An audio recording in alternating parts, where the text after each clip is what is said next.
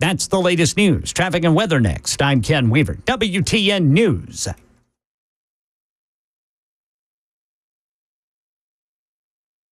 The guaranteed offer is the easiest way to sell your home. It's really simple. We bring you an all-cash offer. You close in as little as 21 days. No home inspections, no lockboxes, no open houses. Go to markspain.com to get a guaranteed offer and start packing.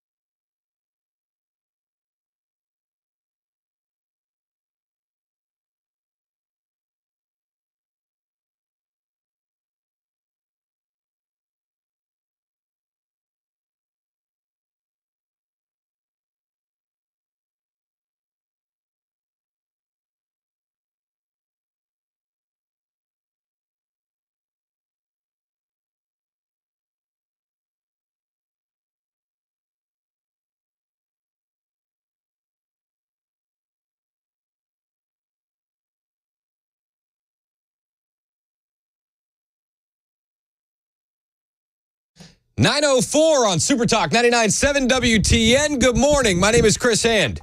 Back from a trip to San Antonio. I'm so happy to be back here in Tennessee. I had a good time in Texas, but I still think the Texas thing is a meme. Tennessee's a much better state, and I'm happy to be here. I will say this, though, for anybody that ever gets disgruntled, dissatisfied, displeased with the state of the country, if you want to have a little bit of hope, you go to a Turning Point USA event, because you will find so many young people that are buying into conservative values, conservative culture, and want to see the country succeed. It always gives me hope when I'm around these people. Always. Now, this past weekend, we were at Young Women's Leadership Summit, so it's an event that was primarily for females, but that gives me even more hope. You know, that's a voting block we need, right? And it was just so cool. Great speakers. Laura Trump, Candace Owens. There was so many. Alex Clark spoke. Yeonmi Park, North Korean defector, spoke. Really, really cool stuff. If you missed any of that, it's all online. You can find clips and links to watch again on Turning Point socials. But it was just really cool. And it's really cool to see young women pulling in the same direction as the Conservative Party and advocating for the Conservative Party. There was even Sunday morning, they do this at all their weekend conferences. They'll have a worship service, a Bible study kind of thing on Sunday mornings. It was overflowing. It was overflowing. People were in standing room only. People were sitting on the floor. They said after the conference, next year we're going to need a much bigger room for the Bible study. It's encouraging. It gives you hope for the future. And I just want to tell you that after that weekend, I walked out and I have a lot of hope. And I always feel that when I leave a Turning Point event, because again, they're always so youth oriented. One of the big conversations at the event over the weekend that everybody was talking about was the Facebook post. I'm sure you've heard of this. Everybody was talking about it. A Facebook comment boasting of a conviction of Trump before the verdict was reached. It said, and I quote, "My cousin is a juror, and says Trump is getting convicted. Thank you, folks, for all your hard work. That's weird. So the Post-Millennial has a story. A stray comment was posted to Facebook only a day before a jury convicted Trump in a New York court last week. And the poster said his cousin was a juror and that the Trump case and that conviction was imminent. He thanked the court for their service. Judge Juan Merchan brought the comments to the attention of the counsel for Trump and the prosecution on Friday, sending the letter of both Trump's attorney, Todd Blanche, and the assistant district attorney, Joshua Steinglass. They said today the court became aware of a comment that was posted on the Unified Court System's public Facebook page, and which I now bring to your attention. In the comment, the user Michael Anderson states, "My cousin is a juror," and says Trump is getting convicted. Thank you, folks, for all your hard work, with about 7 exclamation points.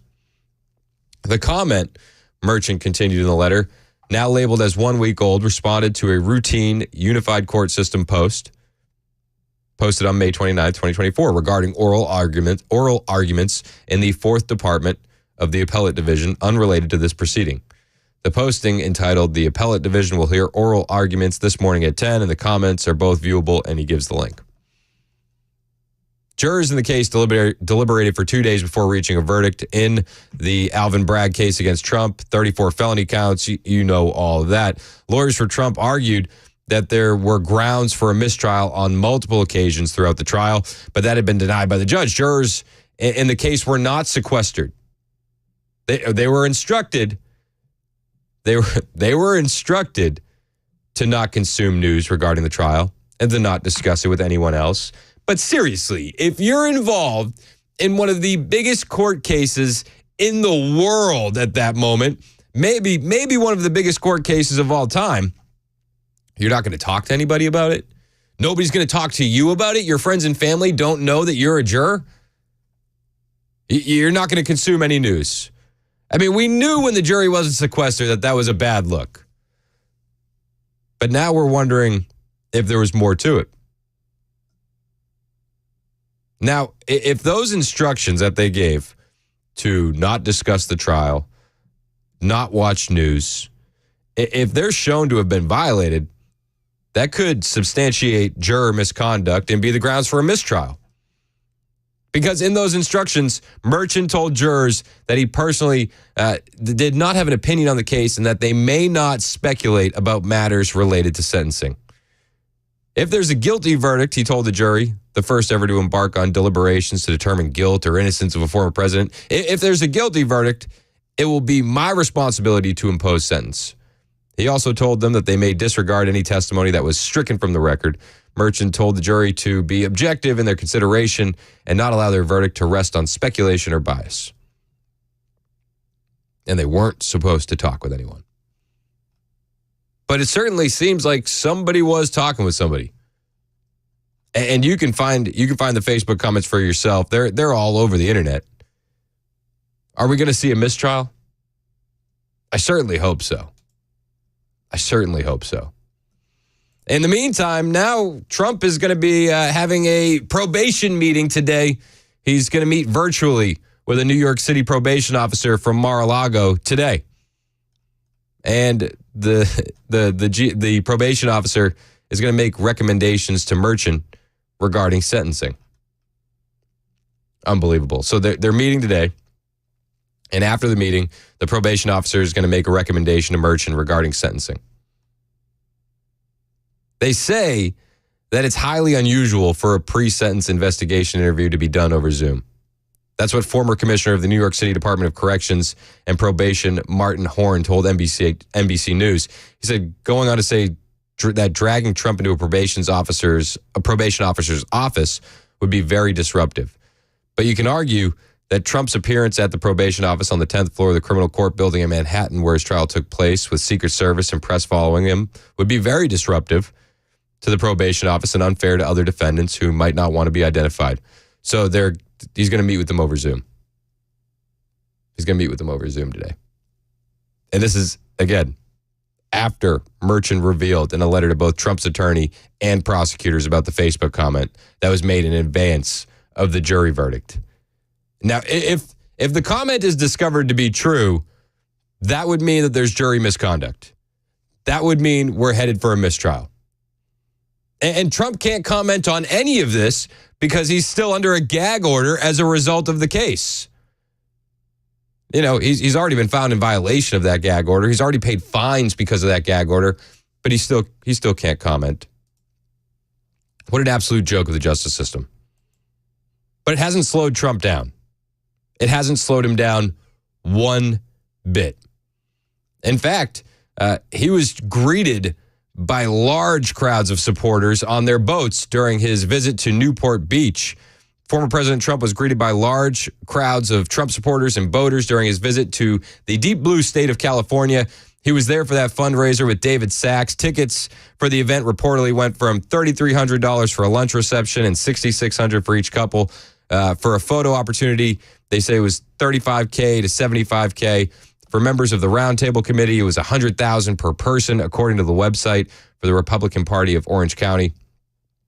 Margot Martin, the deputy director of communications for the Trump campaign, posted a video to Twitter showing Trump waving to several boats in Newport Beach that were honking and chanting his name in support.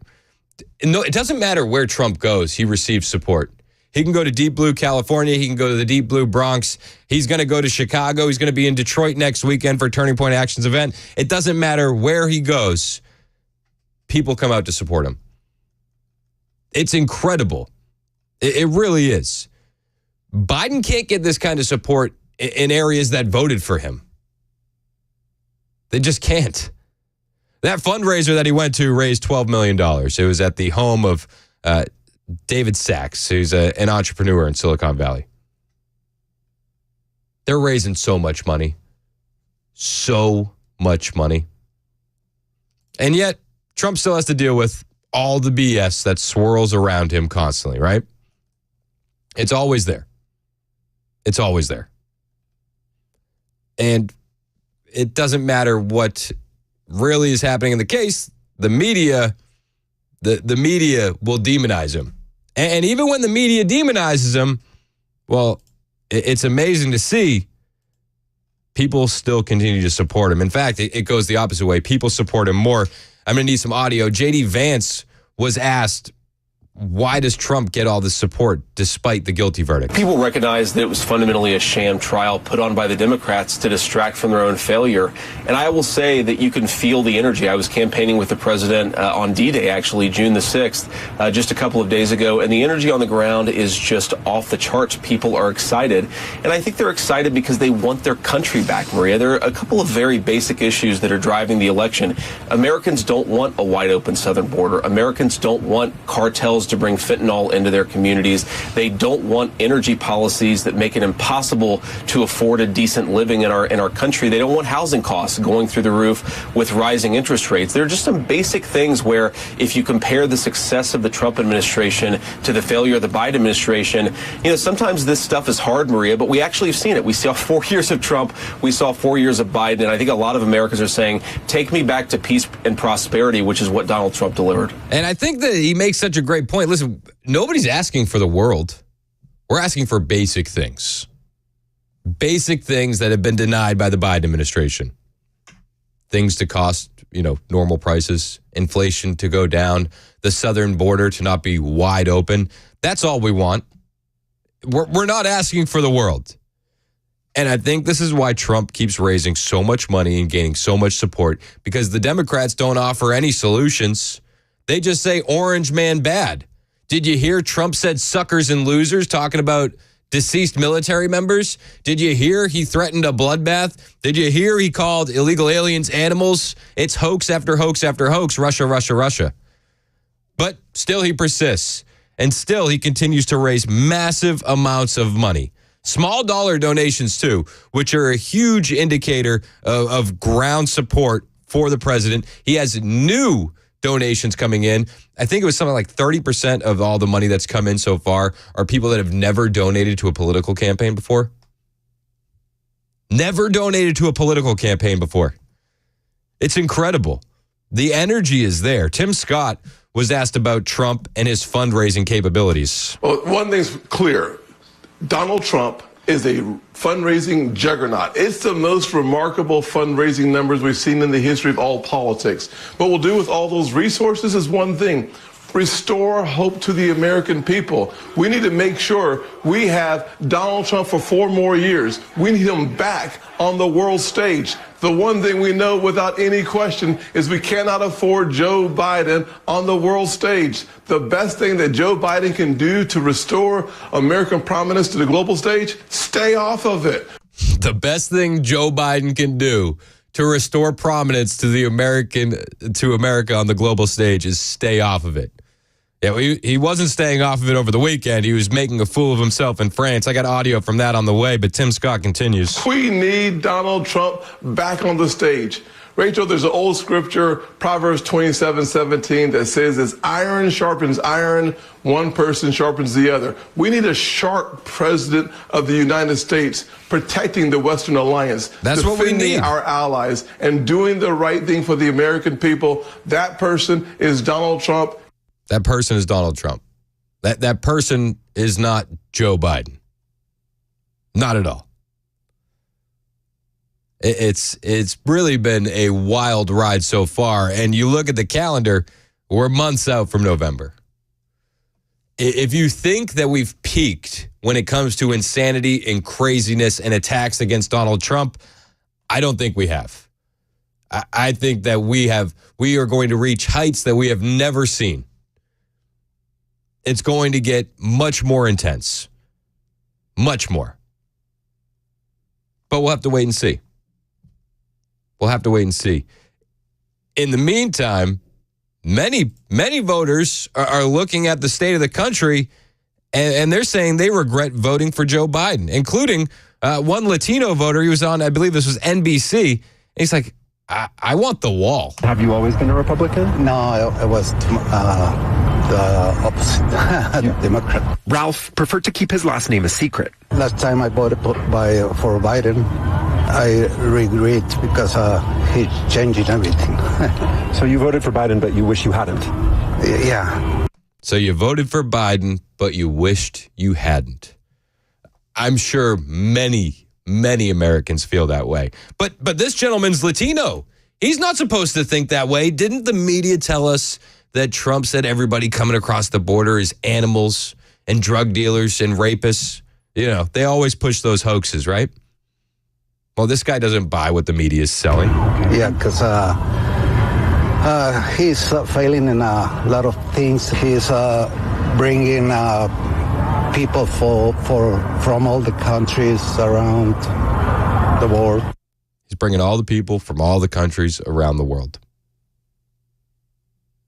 So many Americans feel this way, and you can't blame them one bit. And Biden understands that Americans feel this way, so he's taken executive action on the border. Well, I have audio on the way about how much of an impact that executive action on the border has caused. Spoiler alert, no impact at all. But I got that for you on the way. Plus more, 615-737-9986 if you want to join the show. Find me on Twitter, True Social, Instagram, at Chris Hand on Air. It's 9:20 on Super Talk 99.7 WTN. Hey, it's Chris Hand for my friends at Busy Bee Plumbing, Heating, and Cooling. Have you joined the Beehive Club yet? You haven't? Why? There's so much value when you become a Beehive Club member. It's only $99. That's it. This isn't $1,000. It's not $500. It's $99, and you receive so much value. It will pay for itself. You get 3 annual tune-ups, 1 for your heating, 1 for your cooling, 1 for your plumbing, 10% discount on all repairs, priority front-of-the-line service, a $100 annual accrued replacement credit with a maximum of $1,000. So when you buy your Beehive membership, that essentially goes right towards your next system when you need it. Plus, no overtime or holiday fees and exclusive Beehive member promotions. I'm a member of the Beehive Club, and they'll send you text reminders to get your system maintained so it's operating at peak maximum efficiency, and I ignored them. And the text said, don't wait because a problem will pop up, and I waited. And then I had a problem pop up, dirty coils on my AC. It was embarrassing. But I'm a Beehive member, so I called Busy Bee. And that front-of-the-line service really helped me out. They were at my home in less than an hour. I had a 10% discount on the repairs. They took good care of me. They'll take great care of you. Busy Bee's your Rude Pro partner for satisfaction guaranteed. Call my friends at Busy Bee Plumbing, Heating, and Cooling. 615-775-7833. That's 615-775-7833. Online at busybehvac.com.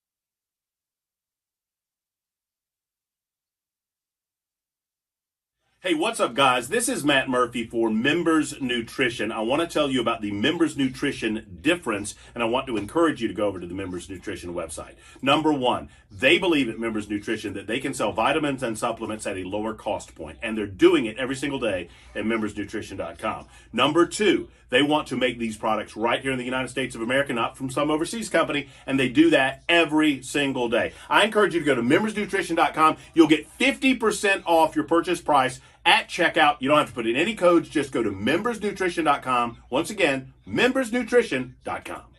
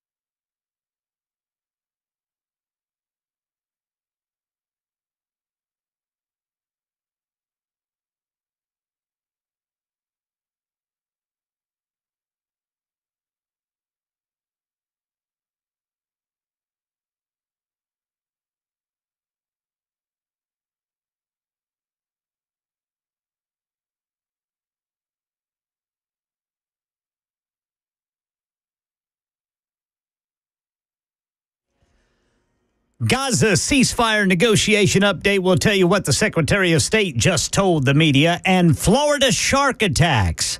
2 attacks, but the beach wasn't closed after the first one. These stories and more at 9:30 on Super Talk 99.7 WTN. Thank you, Ken. It's 9:28 on Super Talk 99.7 WTN. My name is Chris Hand. TB on the Members Nutrition text line said, Chris, any takeaways from Laura Trump about what they're doing to fend off voter fraud? It's a good text. Thanks, TB. So Laura Trump did speak at the Young Women's Leadership Summit over the weekend. She was there for Turning Point Action. And she said they're doing a lot. ProtectTheVote.com was the website that she kept pointing to. And they're really focusing on election integrity. They're putting staff on the ground in battleground states. They want lawyers in every polling place working to protect the vote. And they filed over 80 election integrity lawsuits in more than 20 states this cycle alone. They're training volunteers, they're training lawyers, and they're going to have them in the room. And she said the numbers show Americans want voter integrity. They want election integrity. 75% of Americans, 69% of black voters, 60% of Democrats polled, they all support voter ID. A recent NPR poll showed that 80% of Americans want voter ID.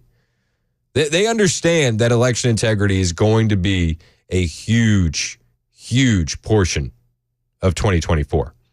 And they're working behind the scenes to make it happen.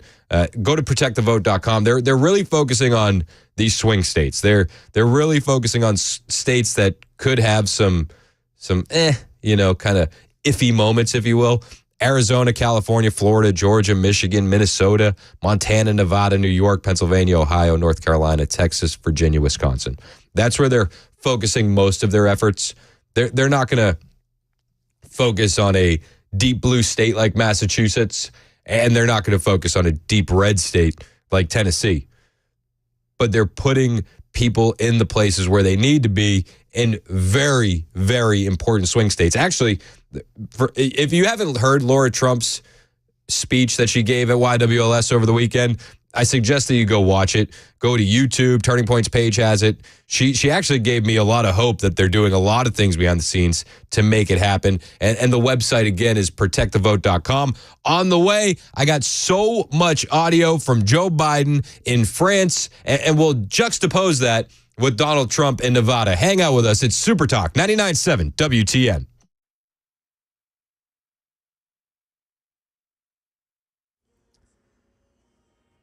"9:30 on the dot. I'm Ken Weaver with your top stories. Got the full forecast in 2 minutes. War in Gaza. Secretary of State Antony Blinken just told reporters his counterparts in Egypt had conversations with Hamas leaders about a ceasefire just a couple of hours ago. If you want to alleviate the terrible suffering of Palestinians in Gaza, press Hamas to say yes.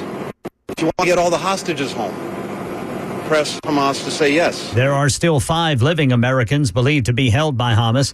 Authorities patrolling the waters of the Gulf Coast this weekend on the alert after shark bite sent 3 people to the hospital. The sheriff in Walton County, Florida, says they closed a stretch of beach, but not until after the second attack. This is an anomaly. Everything from it being 3 victims to where it's at.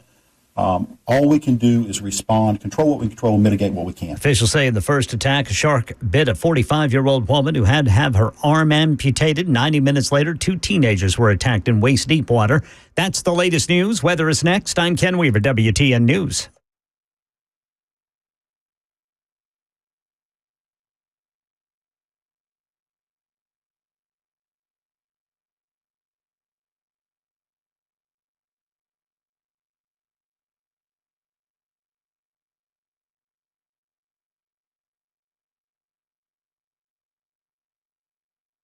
Hey, it's Dan Mandis, and I am so glad that California Closets has fixed my closet catastrophe. After exact measuring and planning, they came over and got to work. Yeah, once it was all plotted out on their 3D CAD system, the pieces are measured, cut, and precisely installed into my space. It was clean, fast, and professional, and above all, my new closets look and function great. Now, this was my dormer, and now this is my new dormer thanks to California Closets. Look at all of this added space for shirts and shoes, you name it, and it is cut so precisely, simply amazing. And my old closet that has now been reborn as the ultimate in style and functionality, making the best use of the space that I had. They can work on just about anything: bedrooms, garages, home offices, closets, pantries, and so much more. Find them online, CaliforniaClosets.com, and see what they can do for you. You can schedule a free design consultation. Mention my name, CaliforniaClosets.com.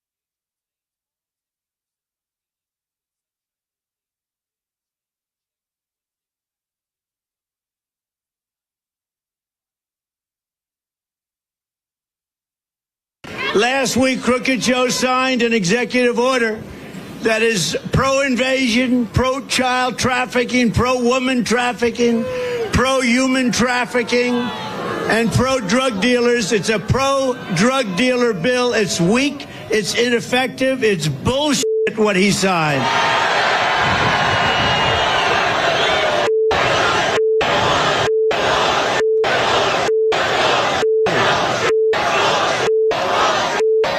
That's the American people responding to Donald J. Trump in Nevada. And every time I say it, I get people upset with me. I say Nevada wrong. Bode, what's up, man? Yes. Yeah, it's Nevada. I promise you, it's Nevada. I believe you. I can't even say it the way you say it. It's so foreign to my ears. Are you from there? I'm born and raised in Las Vegas, Nevada. Yes, sir. And Nevada was a great state for Republicans until California invaded it. A lot of states in that area feel the same way. All right, I'll do my best, but I'm not going to make any promises, okay? All right, buddy. All right, appreciate the call. Nevada. Trump's in Nevada. Tomato. He's there doing a rally. And he calls out Biden's executive order. Calls it BS. Alejandro Mayorkas was also on ABC News over the weekend, and he was asked about the executive order, and they want to know if there's been any positive changes since that executive order that he put out, because the polling's bad, the numbers are worse, and they had to do something to stop the bleeding, right? So ABC says to Mayorkas, what changes since the executive order? Annie? This has been in place for 5 days now. What has the impact been? How many migrants have been turned away between those ports of entry? Martha, we're at a very early stage. Implementation, as you noted, has just begun.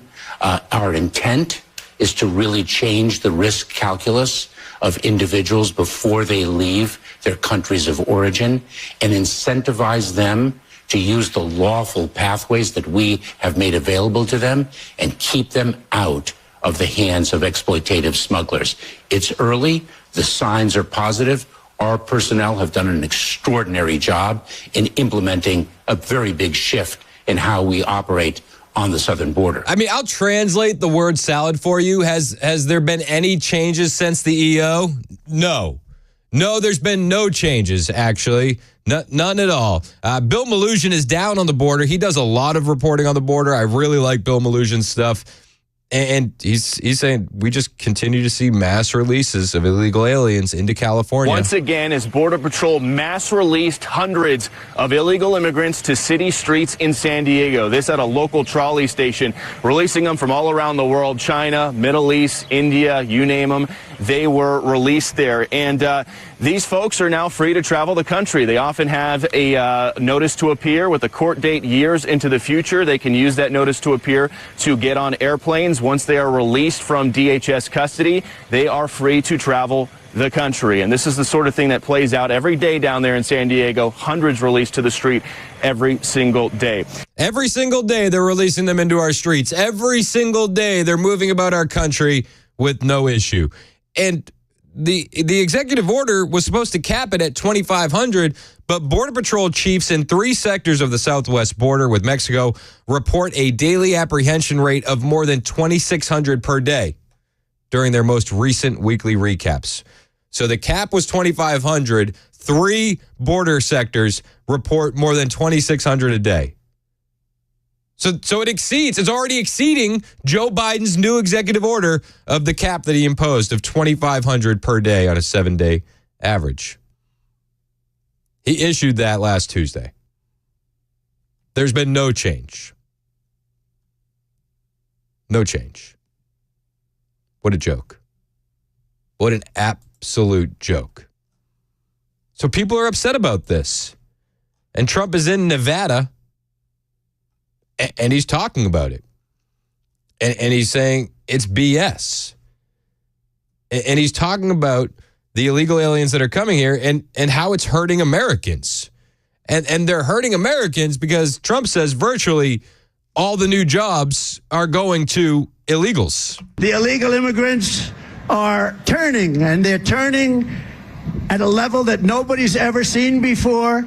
They're fighting our families. They're totally destroying our black population. They're totally destroying our Hispanic population. And you know what else they're destroying? And for you, it means a little bit less, but it means quite a bit in this state. They're killing unions. They're killing unions because the unions are not able to survive. They're not able to survive this onslaught. It's making them impossible. They've worked hard. They've worked long to get their salaries up a little bit. They're not able to do it. Virtually 100% of the new jobs under Biden have also gone to illegal aliens. Did you know that? 100%. And you know, these people are so bad. They will correct me when I say 100%. 100% of the new jobs have gone to illegal aliens. Can you believe it? It says virtually 100% of the new jobs. That's what he originally said. Then he really laid into the 100%. But let's put this in perspective, okay? The Center for Immigration Studies has the data. They have the numbers. They say that since 2019, 971,000 more U.S.-born Americans are employed. But since 2019, 3.2 million more illegal immigrants are employed. Jobs are not going to Americans. It's not America first. It's not. And we're seeing it every day. Let's go to Jennifer in Scottsville. You're next on Super Talk. What's up, Jen? Did I hear him correctly when he said that they just show this piece of paper and they can get on an airplane and they can travel anywhere in the continental United States? I've seen it myself. I saw it firsthand. This is back in December 2023. We were leaving Phoenix from America Fest. It was a Turning Point USA event, and I've seen the boarding passes where it says no name given. I've seen the plastic Ziploc bags of papers that you get from processing centers, and I've seen the illegal aliens getting on planes from Phoenix to New York. They don't need anything. They don't need IDs. They leave their IDs at the border. Oh, I think I lost Jen. It's infuriating. You heard him correctly. They don't need anything. But the Biden campaign, well, they'll send their junior spokesman, Kevin Munoz, out and he'll gaslight the American public. He'll tell them that the Biden administration's working so hard on the border. And what we know the American people want, they don't want chaos. They don't want chaos at the border, and they do not want chaos in their communities. And so we have to continue that fight. We also have to, as I remind the American people of what Donald Trump is running on. He wants to round up Latinos. He wants to round up immigrants across this country, mass detention camps. So we have to do both. He says that Americans don't want chaos on the border. They don't want chaos in their communities. And I just want to remind the Biden administration that this chaos is a result of your policies. This chaos is a result of the executive action that Joe Biden took on day one, and they bragged about for 3 years, reversing all of Trump's policies. And he says the Americans don't want mass deportations. It's like, oh, well, weird, because I just heard a CBS poll that says actually 2/3 of Americans do support mass deportations. You know, we have a lot of the campaign rhetoric speaking of what people say they would do. You've seen the Trump campaign talking about mass deportations. We tested that in a general way in principle. Would you support a new government program that would deport all people living in the U.S. illegally? And that finds majority favor. That finds 6 in 10. It's strongest among folks who are MAGA. It's strongest among Trump supporters, but also from some Democrats as well. And I think that speaks to the general idea, not just that people see the border as a crisis, but also where we are in the campaign, where a lot of very dramatic or new proposals out there are finding favor here. 2/3 of Americans support a mass deportation effort.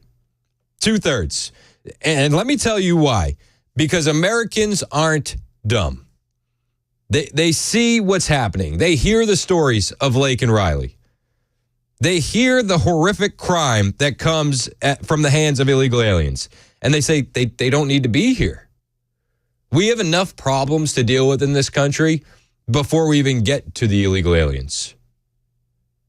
And Trump, at his Nevada rally, he highlights the horrific crime stories that we all get so familiar hearing every week in this country. Last year, a father from Pasadena, Texas, came home from work to find that his 11-year-old daughter was strangled to death.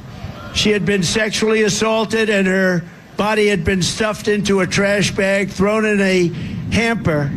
He came home to find this, put under the bed, found his daughter. They were looking for his daughter. Everyone was looking. She was dead under a bed, cut up. Charged with the murder was an illegal alien monster who had just infiltrated our border, released by crooked Joe Biden. People are tired of hearing these stories. We need some action, not a fake executive order that changes nothing. We need real action. And Trump's the one that's going to do that.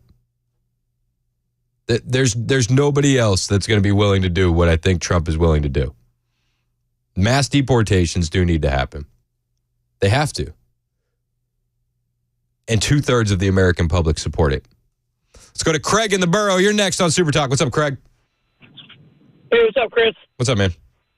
Hey, it's your Frog Pirate here. How you doing? Good, man. What's going on?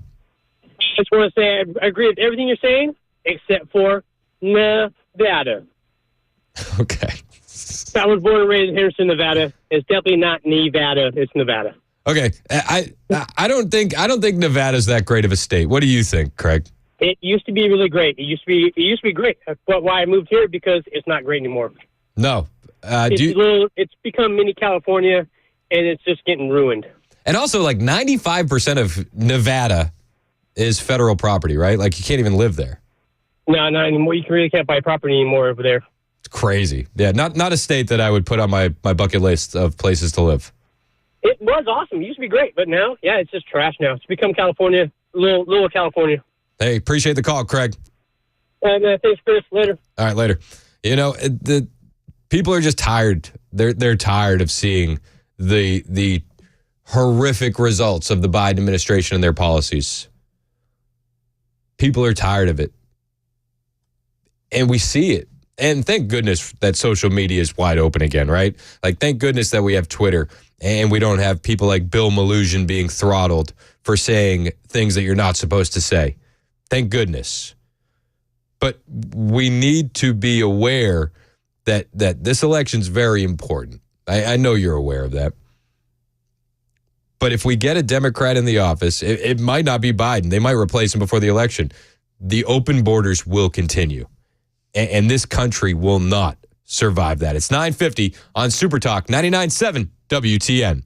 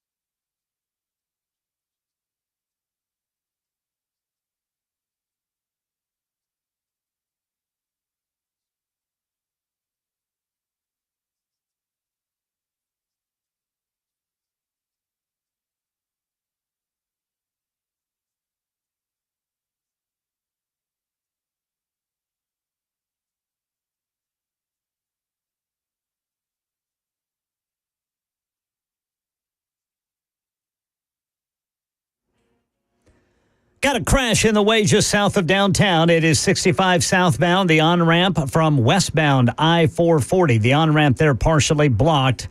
And it looks like Stewart's Ferry Pike at I-40 there in Donaldson. You got an overturned vehicle. Gaza ceasefire update, former President Trump probation interview, and then today marks the second week of Hunter Biden's gun trial. We've got a new development in it. A major company says it's closer to having a one-shot COVID flu vaccine at 10 on Super Talk 99.7 WTN. Ooh, if Mac Maury was here, I'd make a two things at once joke. but I won't because I can't. It doesn't hit the same. There's a crazy headline from Politico. I know how you feel about Politico. Trump embraces harsh immigration rhetoric during Las Vegas rally. That's the headline. Trump embraces harsh immigration rhetoric during Las Vegas rally. Oh, words. Words hurt. It's incredible. This is what they're talking about. Last week, Crooked Joe signed an executive order that is pro-invasion, pro-child trafficking, pro-woman trafficking, pro-human trafficking, and pro-drug dealers. It's a pro-drug dealer bill. It's weak. It's ineffective. It's bullshit what he signed. Oh, that's so harsh, says the liberals on the left. Man, that's some mean talking right there now. But they don't address the fact that everything he said is correct. I find that the human trafficking and the sex trafficking of minors at the border is a little harsh. That's pretty harsh. And I don't see any Politico headlines bashing that. You never see that. But, gosh forbid the president use mean words. What a joke. We see this so often. It's always about words, right? It's not about what's actually happening. I saw a video on the internet. It's pretty funny. Somebody saw a liberal house, and they had a sign in the front yard, and the sign says, "No human is illegal," you know? So they knocked on the door. There we go. Hello. Hey, I just want to thank you. We're out here canvassing for Biden, and I just want to thank you for your support for the Biden administration and open borders. Yes, because no human is illegal. Right, and with that, would you show your support by allowing our team to take off your front door today?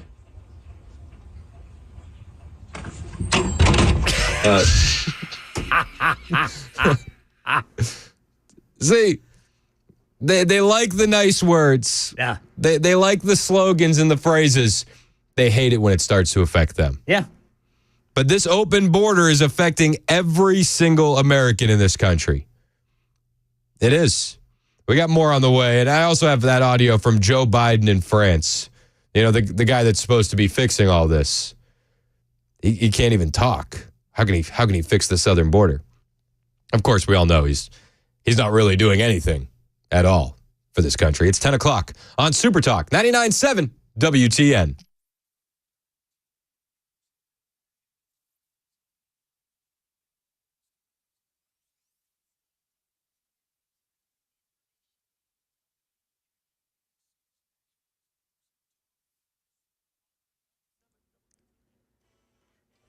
Ten o'clock on the dot. I'm Ken Weaver with your top stories. Got the full forecast in 2 minutes. Tell you how high the humidity is going to get. Gaza ceasefire update. Secretary of State Antony Blinken telling reporters this morning his counterparts in Egypt spoke to Hamas leaders this morning. If you want a ceasefire, press Hamas to say yes. If you want to alleviate the terrible suffering of Palestinians. As for the return of hostages, there are still 5 living Americans believed to be held by Hamas. Former President Donald Trump meeting today with probation officers for a sentencing interview. We're told the former president will sit for that virtually from his Mar-a-Lago estate. All of that will be included in a report that will be submitted to Judge Juan Merchan as he considers what the former president should be sentenced with on July 11th in that hush money case. Today marks the second week of Hunter Biden's gun trial, and the defense has just rested its case without the president's son taking the stand. Terry Moran is outside the Wilmington courthouse with more. The risks, tremendous. The prosecutors would have just a field day during cross-examination because of all of the behavior the jurors have already heard about. And more important, prosecutors were able to get testimony from some of those same Biden family members that would contradict Hunter's claim. Yeah, he says with somebody in Hunter Biden's position, there is usually no trial. They get a diversion agreement where they go into treatment, stay clean for 3 years, charges are dropped. But this one went to trial because that plea deal fell apart. Pharmaceutical company Moderna's been working on a vaccine it says protects against both COVID and the flu. They say in clinical trials involving 8,000 adults, all older than 50 years old, half over 65. They say a new combination shot provided a strong immune response to both illnesses with only mild side effects.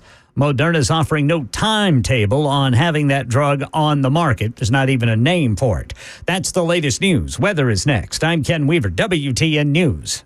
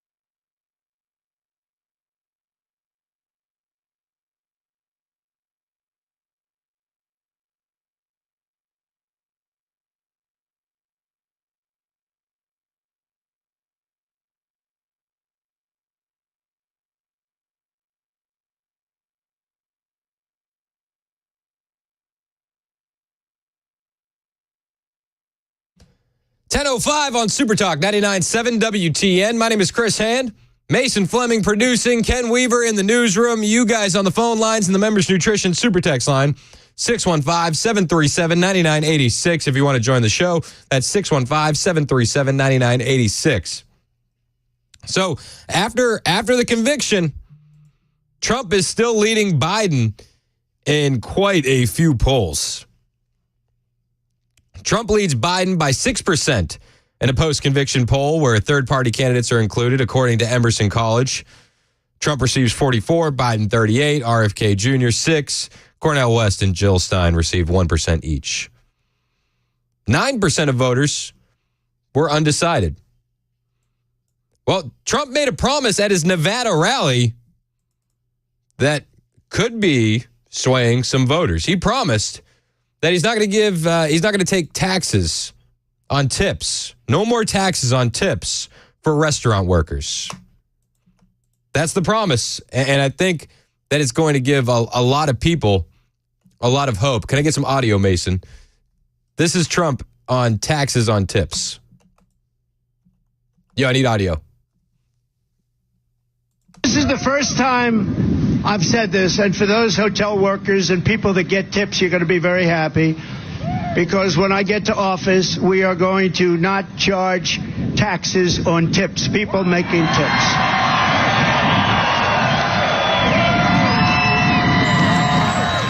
We're not going to do it, and we're going to do that right away, first thing in office, because it's been a point of contention for years and years and years, and you do a great job of service, you take care of people, and I think it's going to be something that really is deserved. More importantly, popular or unpopular. I do some unpopular things, too, if it's right for the country. I do what's right. But so those people that have jobs in restaurants, whatever the job may be, a tipping job, we're not going after for taxes anymore. This will be ended. And I announced that for the first time I've brought it up. First time anyone's brought it up. I think it's never been brought up before. And I also think it's very appropriate. I think it's very appropriate, too. That money's already been taxed, right? We're taxed on that money. Plus, the left, they have their ideas on how to help these lower wage workers, right, in the industry, in the restaurant industries and stuff like that. Their idea was to raise the minimum wage. That's what they wanted to do.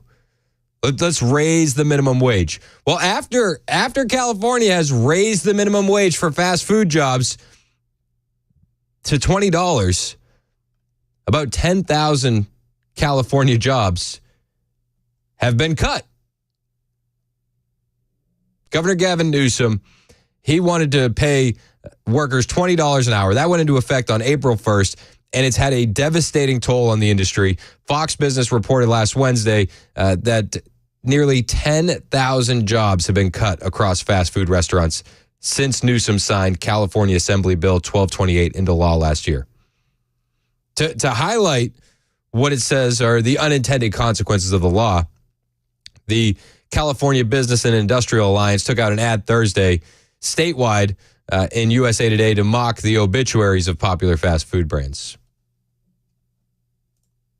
They want to help workers, but they actually cost them a job. So, hey, to those 10,000 fast food workers in California and restaurant workers who had your minimum wage raised, now you don't have a job. So you're making $0. You could have been making 16. Now you're making 0. And on top of that, I was just there. They're paying $7 for gas in some areas just because taxes are so high. It's insane. It's nuts. It's insane. So I ask you, if you're going to help lower wage workers, I think that raising the minimum wage and costing 10,000 jobs isn't the right move. Trump's move on saying that he's going to eliminate taxes on tips, that's going to put more money in the pockets of Americans, which then puts more money into the economy. And CBS is reporting that people are telling them after the Nevada rally. See, I'm working on it. You're learning. After the Nevada rally, Trump's pledge to eliminate taxes on tips are actually going to change their vote. I did talk with some hotel workers yesterday, some service workers here in Las Vegas about how that is playing with them. And Anne-Marie, about 6 people told me that would change their vote. That is enough to make them switch from voting Democrat to Republican if Donald Trump is promising something like that to them. If you're promising something like that, that's going to change my vote. The American people want less taxes, more money in their pocket. The leftist government says, well, we'll raise the minimum wage. And then that costs them jobs. It's not going to work out. That's not how you do it. And it's not just that jobs are being lost, 10,000 after that minimum wage hike, but actually restaurants are closing in California. And one analyst says this is the beginning of a trend. I think, unfortunately, the beginning of a trend, in restaurant closures. Jat Kandi is president and CEO of the California Restaurant Association. He says a newly effective California law is impacting businesses, workers, and consumers alike. AB 1228 raised the minimum wage for workers at large fast food chains in California from $16 an hour to $20. That went into effect April 1st. When you have a cost spike overnight, $4 per employee per hour. That's pretty difficult when you're talking about an industry that's, 3 to 5% profit margin on average. Yeah, I mean, it's overnight. Difficult would be an understatement if you're running a small business. If you're running a mom and pop diner, you're running a McDonald's, you own a franchise, that changes overnight. Well, you're going to realize that, well, maybe I should switch to automated ordering systems. We can eliminate jobs here. We can eliminate jobs there. It hurts Americans. Doesn't help people, but what about the people that actually advocated for this? Those who advocated for the wage increase say it helps California's fast food workers make ends meet in this expensive state. The majority of minimum wage workers are not teenagers. They're people in their 20s, 30s, 40s, even some seniors. And a lot of these people have children. We must ensure that our fast food workers are able to thrive in their workplace and in their communities. But they can't thrive when the jobs are being cut. That's what they're missing in all this. Yeah, I don't want elderly workers to be pinching pennies and dealing with that. But they can't thrive if they have no job. I reached out to Rubio's to ask whether the $20 minimum wage played into their decision to close 48 California locations. A spokesperson didn't answer that directly, but did say in a statement the closings were brought about by the rising cost of doing business in California after a thorough review of Rubio's operations and the current business climate. Rising cost of business operations in California. Stop me if you've heard this one before. Mason just made the point that it's $7 in gas. That's going to hurt your cost of operating a business. So now restaurants are stuck between a hard spot, right? You raise prices or you cut staff. He says many restaurant owners are now choosing between raising prices for customers, cutting worker hours, or some combination of the two. Because if you don't, you're not profitable and you can't stay in business. If you don't, you're not profitable and you can't stay in business. And listen, as sad as it is, if you own a restaurant or a fast food joint, you have your own family to take care of. I don't even blame the people cutting jobs. This is a direct result of bad policy. Bad policy. Mike in Atlanta, you're next on Super Talk. What's up, Mike? How you doing today? Thank you for all you do. I just want a quick question. I kind of Googled it while I was waiting. And it seems like a lot of the left sites are saying that it was, misinformation, of course, and then, there's other reportings that they changed this. They convicted Trump of basically paperwork errors, but it was all, they're referring to it as, sexual harassment or hush money claims. Yep. I remember that Congress had a taxpayer-funded $17 million in 2019. That's right. And then in 2018, they passed a bill under a Republican-controlled Congress to eliminate that and make them pay their own claims. Yep. Which probably gets paid by money they get from their contributors and whatever PACs that keep them in office. But I just, isn't that kind of the pot calling the kettle black there a little bit? A little bit. I would say a lot. If I was Trump, when I got back in office, I'd publish the record of who had those claims paid by the taxpayers. I would love that as well. I think that they should. Yeah, I mean, they always talk about, we're transparent. No, yeah, transparent because we can see right through your lies. Not because you're telling us the truth. Amen to that, Mike. I appreciate the call, man. Yep. Let's go to Brian in Nashville. You're next on Super Talk. What's up, Brian? Hey, man. It's a beautiful day out here on the highways and byways of Middle Tennessee. Yes, sir. I hear people say all the time, I think because they're just not very charactered people. The American people, the American taxpayer, and the voter, they're so smart. They're not going to let this fly. They're so stupid. That's what they are when they say something like, well, if you're not going to tax my chips, I'll vote for you. What an idiot. Who says that? What about this? hey, I'm going to make $1.87 gas again, or it should be $1. We should pay no more than $1 a gallon, as much as we use and as much as we have. And all the other things that he does, like tax breaks for businesses that trickle down. People say that the owners keep them. Well, they should keep some of them. They earned it. They took the chance with taking the risk of opening a business and running a business every day. They deserve most of the profit. Sorry. If you're a worker, and I am, and I'm 64 years old, and I don't have to work right now, but I enjoy what I do. It's a part-time job. But I don't mind. But you're an idiot if you vote for Biden. You just are. I mean, like that last guy said from Atlanta, which I love, calling in from Atlanta, telling you how good a job you're doing. He needs to move out of there if he lives there. We'll take it. Yeah, we'll take somebody like him because he's got common sense. He just called in and said, we see right through their bull crap. Yep. It's what Trump called it. It's BS.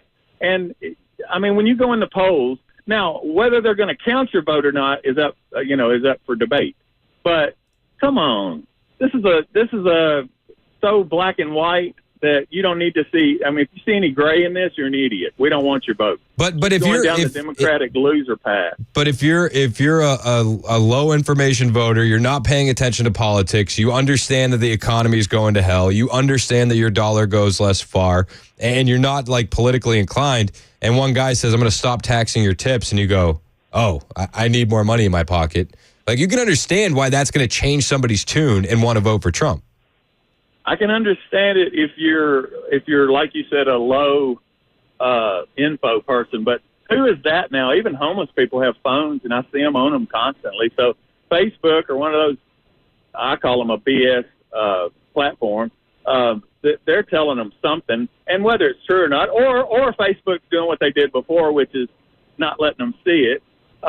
Get a clue. I don't excuse my children from being idiots.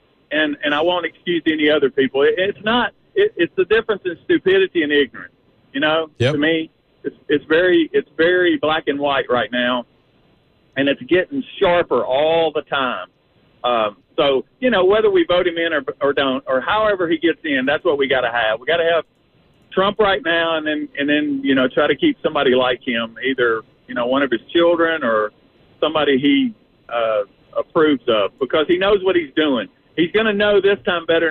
And that retribution remark that he makes about success, that's true, but that's a political remark. Everybody sees through it. I want him to have retribution. These people need to go to jail. Hey, Maria Bartiromo was pressing James Comer over the weekend about where are all the criminal referrals when it comes to the Biden influence peddling and all that. I have that audio on the way, so keep listening, because people do want to see these officials held accountable. I think that we want to see some action. We want to see somebody do something like you preach all the time. They talk a good game, but they don't do anything. Amen. You're right, Brian. Right, I can't argue with that. I appreciate your call, dude. Call in anytime. Thank you. I think that what Brian is trying to say is that the choice is clear, because you have Trump on one side, and then on the flip side, we have this guy, the resident in chief. He goes to France and says things like this. We talk about democracy, American democracy. We often talk about the ideals of life, liberty, pursuit of happiness. What we don't talk about is how hard it is, how many ways we're asked to walk away, how many instincts are to walk away. The most natural instinct is to walk away. Deep thoughts with Joe Biden in France. I got more audio from Biden in France. You got to know when to walk away, right? It's how hard it is. How many ways we're asked to walk away, how many instincts are to walk away. The most natural instinct is to walk away. Is he talking about himself and his re-election campaign? Is there people in his corner saying, how many ways we're asked to walk away, how many instincts are to walk away. The most natural instinct is to walk away. I wish you would walk away. It's 10:21 on Super Talk 99.7 WTN. Hey, it's Chris Hand for my friends here at Paul Winkler, Inc. And this time, this economy, it is really your responsibility to take care of your financial freedom in the future. But while it is your responsibility, it's not something that you have to go in alone. And Paul Winkler and his team are here to help you. You probably know Paul. He's been hosting the Investor Coaching Show. We run it every Saturday. He's been hosting it for 20 years, like 2+ decades. And we run it every Saturday from 3 to 6. You can learn a lot from listening to that show.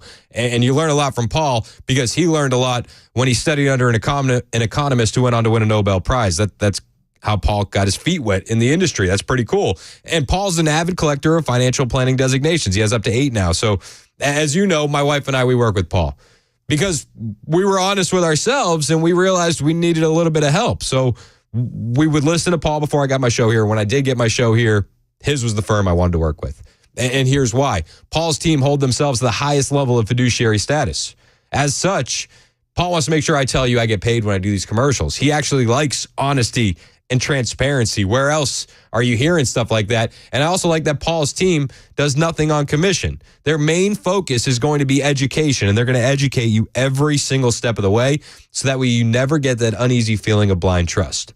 Set up a meeting with these guys. Let them take a look at your financial picture because that's going to be unique to you. And after they do that, then they'll help you start making decisions. But it starts with a 15-minute phone call. I want you to set yours up today. Go to paulwinkler.com. That's paulwinkler.com.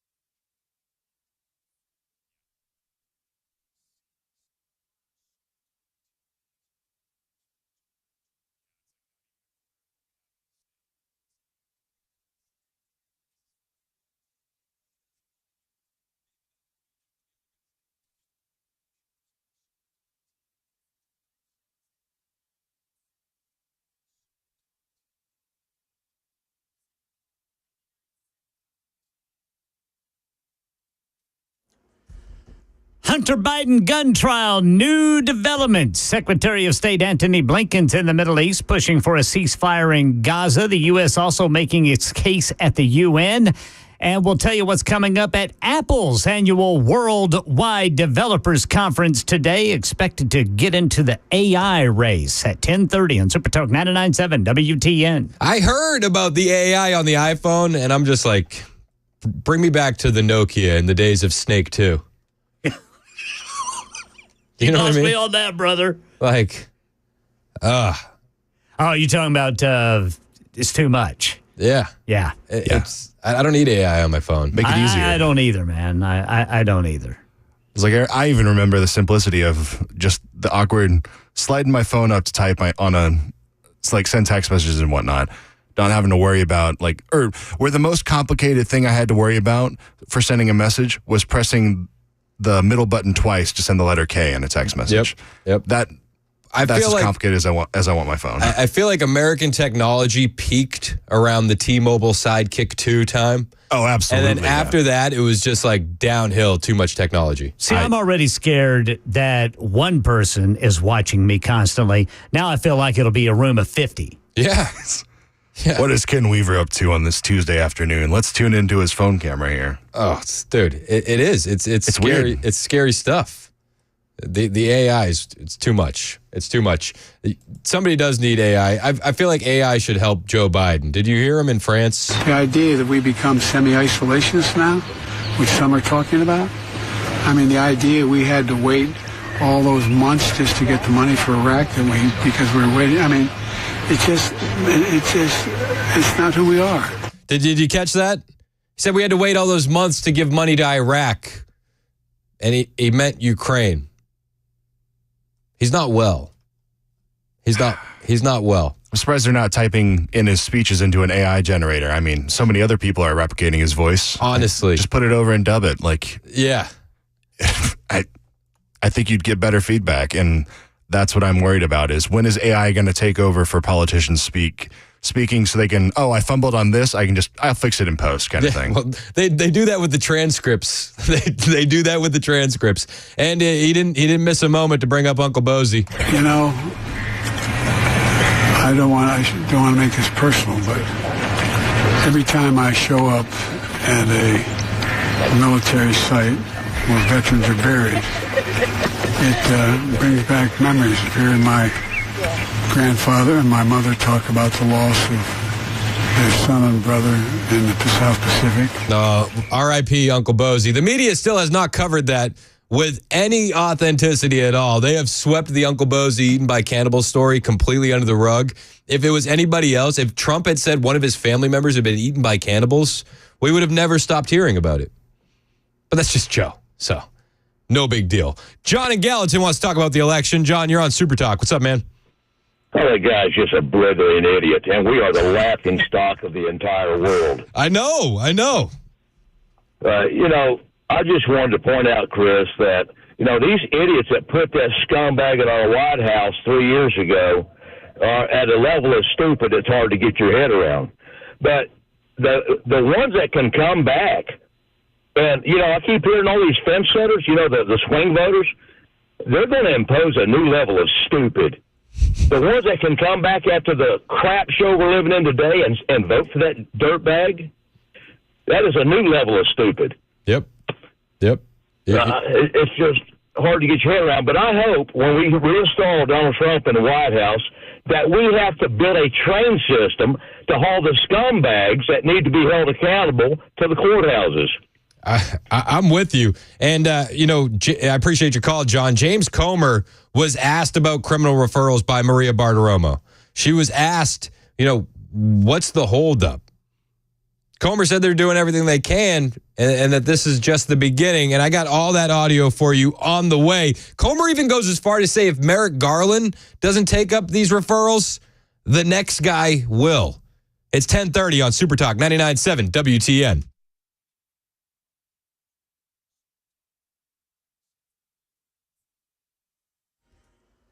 I'm Ken Weaver with your top stories. Got the full forecast in 2 minutes. Hunter Biden gun trial update. The defense has rested without the president's son taking the stand. And then following the prosecution's rebuttal case, the judge read the jury instructions. Closing arguments currently scheduled for this afternoon.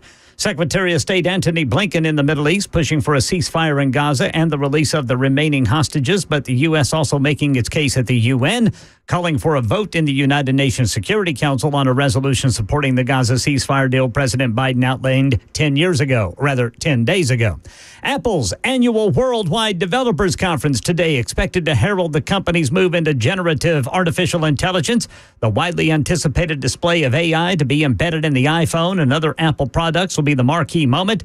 Besides using AI to spruce up Siri, Apple may also team up with OpenAI to bring some elements of ChatGPT to the iPhone. This according to a wide range of unconfirmed reports leading up to today's conference. That's the latest news. Weather's next. I'm Ken Weaver, WTN News.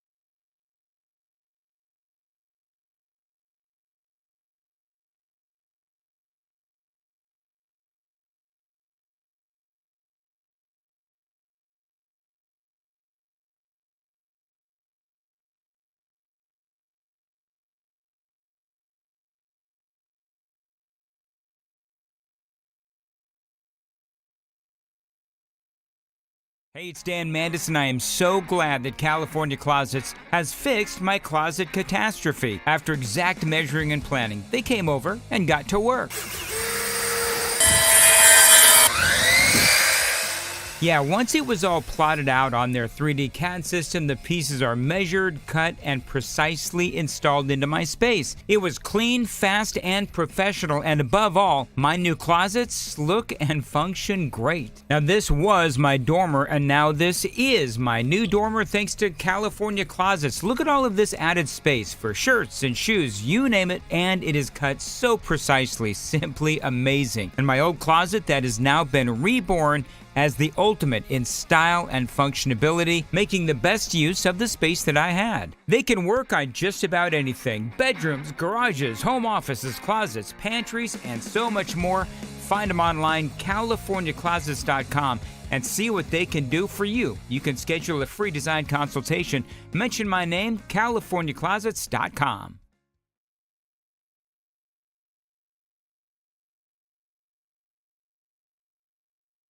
Hey, what's up, guys? This is Matt Murphy for Members Nutrition. I want to tell you about the Members Nutrition difference, and I want to encourage you to go over to the Members Nutrition website. Number one, they believe at Members Nutrition that they can sell vitamins and supplements at a lower cost point, and they're doing it every single day at membersnutrition.com. Number two, they want to make these products right here in the United States of America, not from some overseas company, and they do that every single day. I encourage you to go to membersnutrition.com. You'll get 50% off your purchase price at checkout. You don't have to put in any codes. Just go to membersnutrition.com. Super Talk 99.7 WTN 1035. Hand. I got some great audio from Maria Bartiromo and James Comer. But real quick, find me on Twitter, Instagram, True Social, at Chris Hand on Air. Hit the follow button. I will follow back. Our friend Dave in Hendersonville is waiting on the line. He's been holding patiently. He wants to talk about taxes. What's up, Dave? Yo, Dave. I think we lost Dave. We'll put him back on hold and see if we can get him back.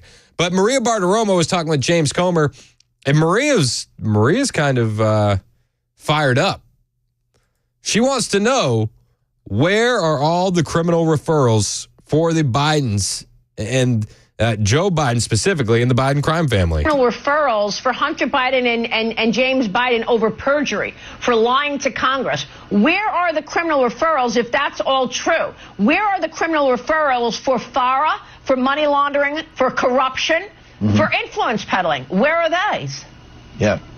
Well, we're just beginning, Maria, and a lot of those crimes that the Bidens have committed, the statute of limitations has run out. That was one of the complaints that the IRS whistleblower said when we had them testify in our committee. But we're going to deal with those, and we're going to deal with Joe Biden. Remember, this is an investigation of Joe Biden. Hunter Biden, Jim Biden, Eric Sherwin, Devin Archer, these are all witnesses in an investigation of Joe Biden.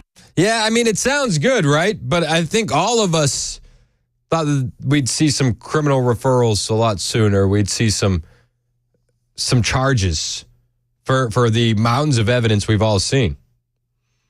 But Comer says, listen, we're doing everything that we can, and this is just the beginning. This was always about Joe Biden. No, we're going to do everything we can to hold Hunter Biden and all the different shady associates accountable. This is just the beginning. But the next step will be accountability for Joe Biden. I think everyone that's kept up with this investigation will be very eager to see what the next step is. This is the first step, these criminal referrals. Everything that we refer to the Department of Justice is within the statute of limitations. So he says this is just the beginning. The next step is Joe Biden. But obviously, Biden's DOJ aren't going to take up these referrals, right? Merrick Garland isn't going to take up criminal referrals for the Bidens. In fact, there's 5-year statute of limitations. So if Merrick Garland's Department of Justice doesn't take this up in an appropriate manner, then the next administration and a new attorney general certainly can. The investigation's already been done. And with these criminal referrals, we published a 60-page report of nothing but hard evidence that no one has made a comment disputing anything we provided in the evidence. So he says, the next guy will. And when I heard it at first, I thought, yep, okay. Republicans aren't going to do anything, right? But then part of me started thinking, and I thought to myself, wouldn't that be a nice way to alleviate the calls of Donald Trump is going after his political opponents. If the criminal referrals are already there, waiting for the next guy, Trump can say, these were here before I got into office. It's not me persecuting my political opponents. They're just following what James Comer said to us. And Maria goes on to confirm that the referrals will stand for 5 years. And she asked the question, are we expecting a criminal referral against Joe Biden? Okay, so these criminal referrals will stand for 5 years, beyond potentially Merrick Garland's time there and Absolutely. Biden's DOJ. Are you saying that we could expect a criminal referral against Joe Biden for money laundering? Is that what you just said? Well, I think that it's no secret Joe Biden's committed many crimes, and I think that you're going to see a report very soon. That report is imminent. That'll probably be an interim report that updates everyone on the crimes. Do you hear what Fox News started doing? As soon as Comer starts to get into it, they start playing the wrap it up music. Very soon. That report is imminent. That'll probably be an interim report. There's the music. That updates everyone on the crimes that Biden and his administration have committed throughout this investigation and through the years of the Obama-Biden administration. Well, you have subpoena power. Why not subpoena these people as well? Put them in the hot seat. We've subpoenaed all the associates. The only person we haven't talked to is Joe Biden. As you know, it's hard to subpoena a sitting president, or the Democrats would have done that to Donald Trump. But I think that what we've done in all of our depositions and interviews has been very substantive, and it's going to be very useful in accountability. So they played the music. They kept cranking that up. They don't want to have that conversation. And I don't want to get my hopes up. I feel like I've gotten my hopes up before. And nothing ever happens, right? Nothing ever happens. But I did have that thought for a moment. If the criminal referrals come in before Trump is inaugurated, Trump can absolutely say he had nothing to do with it. And maybe that's the right route to go. Hopefully there's some planning going on behind the scenes that we're not privy to. Hopefully these conversations have taken place. Because we need to see accountability for elected officials that are committing crimes. We do. And I think that the left is terrified that Trump is going to hold them accountable. That's why they keep using the talking points of he's out for retribution and revenge. It's like, no. He's out for law and order. That's why they demonize him and call him all sorts of names. That's why they make up hoaxes like Russia, Russia, Russia, or the animals, or the bloodbath, or the suckers and losers. Trump actually, at the Nevada rally, he went out and he addressed the suckers and losers hoax because Joe Biden had been bringing it up while he's in France. So Trump decided it's time to address that, even though the people in his corner said that they probably shouldn't bring it up, but Trump brings it up anyway. And he makes up stories. He said something about me that I stood over the graves of soldiers. Nobody loves the military more than me. Nobody respects it. And nobody's treated it better. Nobody's done as much for the military as I have. But he said I stood over graves of soldiers, and I said, these people are suckers and losers. Think dead soldiers from World War I. I said this was a made-up deal from a magazine that's failing, Financial Disaster, by a guy that is a horrible radical left lunatic named Goldberg. They made up a story that I said this, and they put it out, and it's been going around for 3 years.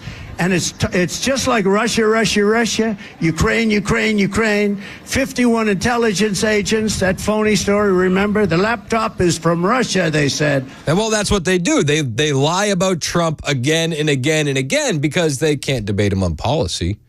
They can't go after him about the border. They can't go after him about the economy. They can't go after him about foreign policy. See, these are all areas where Joe Biden fails and Donald Trump succeeds. Excels even.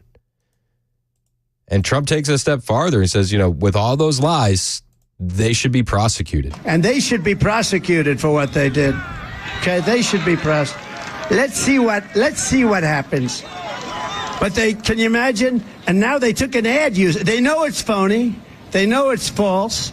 And now they took an ad using it. These are sick people. And I hope the military revolts at the voting booth and just says, we're not going to take it. They can say anything. They're a party of misinformation, disinformation, cheating on elections, open borders, high interest rates, and high taxes.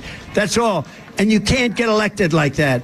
So they make up stories, disinformation, a story like that. They make it up because they can't get elected on the things that matter. They can't get elected on border policy. They can't get elected on the economy. They can't get elected on foreign policy. So they have to say orange man bad, right? He goes even further to say, listen, if the generals, if he had said that they were suckers and losers, the generals that were in attendance would have wanted to fist fight him. Think of it from a practical standpoint. I'm standing there with generals and military people in a cemetery, and I look at them, I say, these people are suckers and losers. Now, I do think he needs to be careful, though, because this is what the left is going to clip out of context. And I look at them, I say, these people are suckers and losers. And then the ad will go from Donald Trump's own words. Now, think of it. Unless you're a psycho or a crazy person or a very stupid person, who would say that anyway? But who would say it to military people with military? Because as president of the United States, I would say if I made that statement, if I have generals here, I would imagine that most of them would end up in a major fist fight with the president, okay? And you know what? I would have said it was okay in that one instance. They made up a story. They just, out of thin air, just like a lot of the fake stories are made up by these people, because they're among the most dishonest people in the country, the fake news. They're dishonest people. No, they are. And the sad part is there's Americans out there that believe this stuff. Hook, line, and sinker every single time, orange man bad. And they hear it regurgitated over and over and over again until the lie becomes so big that people accept it as truth. While I was at Young Women's Leadership Summit over the weekend, I was talking with a couple of people that are, you know, they're in the weeds on conservative media, and we're talking about the polling, and it goes back to like that big lie. I said I made the comment that the polling actually doesn't look like it hurts Trump after being called a convicted felon, and somebody made the comment, well, wait until they do it for the next 4 months. Over and over and over again, and then let's see. Because that's what they do. They'll take a lie, and they'll take something demonizing, and they'll just repeat it and repeat it and repeat it. And a lot of the American public does believe it. I don't understand how. But people do believe this stuff. And you know what? Some people believe it because they believe it. You know, they hear it from these people. They believe it. It's a shame. It's a shame you can get away with it. But we have to talk. If we don't talk about it, this happened 3 years ago. And my geniuses said, oh, sir, don't mention it because nobody believes. But it just never goes away. I got to mention it. I don't like mentioning it. But for me to say suckers and losers about people that died in World War I in front of military people, it's not a possibility you could say a thing like that. So it's a shame. It's a shame. And it's not the only thing that they lie about. You know, one of the more recent lies is that inflation was already at 9% when Joe Biden got into office. And they repeat it, and they repeat it, and they repeat it. And even top economic advisors like Jared Bernstein defend that lie when he goes on Fox News. I think inflation has gone slightly up. It was at 9% when I came in, and it's now down around 3%. The president continues to claim that it's down from when he took office, and it's just not. I mean, the Washington Post gave that 4 Pinocchios. It was actually at 1.4% when Biden took office. So why do we see this administration continue to make those claims when really inflation is still almost double what it was when he took office? Well, certainly the president knows the numbers you just said. What he was talking about there was, yes, when he got here, inflation was, as you said, but at the end of that year, by the way, it was about 7%, headed for 9%. And so what he was talking about there is that the forces were clearly in place. And by the way, this was pandemic era inflation. Don't listen to what the president said. Listen to me telling you what he meant. And Bernstein admits at the end of the first year, it was at 7%. So Joe Biden's claims that it was at 9% when he got in are totally fabricated. But he continues and he says, listen, I know what he meant. And the guys at Fox, they push back on it. Jared, let me just come back at you with that again, because I'd like to try to be as accurate as possible whenever possible. The president said, I think inflation has gone slightly up, which was at 9% when I came in. Is that a factual statement? You cited the inflation numbers in January of 21. The president knows that number. I know that number. You know that number. Why did he say it was 9% when he came in? Because he was talking about when I came in, that would be January 20th, 2021. Well, the president said that because he's lying and he can't campaign on the economy, and he's doing his best to pivot it to being Trump's fault. Well, look, I don't think it's particularly helpful for us to continue to bandy this about. I'm telling you what the president meant. I'm also telling you that the numbers you cited are ones that we're all very well aware of. He said, let's not talk about it anymore. I'm telling you what the president meant. It's like, bud, I'm playing you audio of what the president said. You can tell me what he meant, but this is what he said. I think inflation has gone slightly up. It was at 9% when I came in. It was at 9% when I came in. And Jared Bernstein says, well, I'm telling you what he meant. Okay.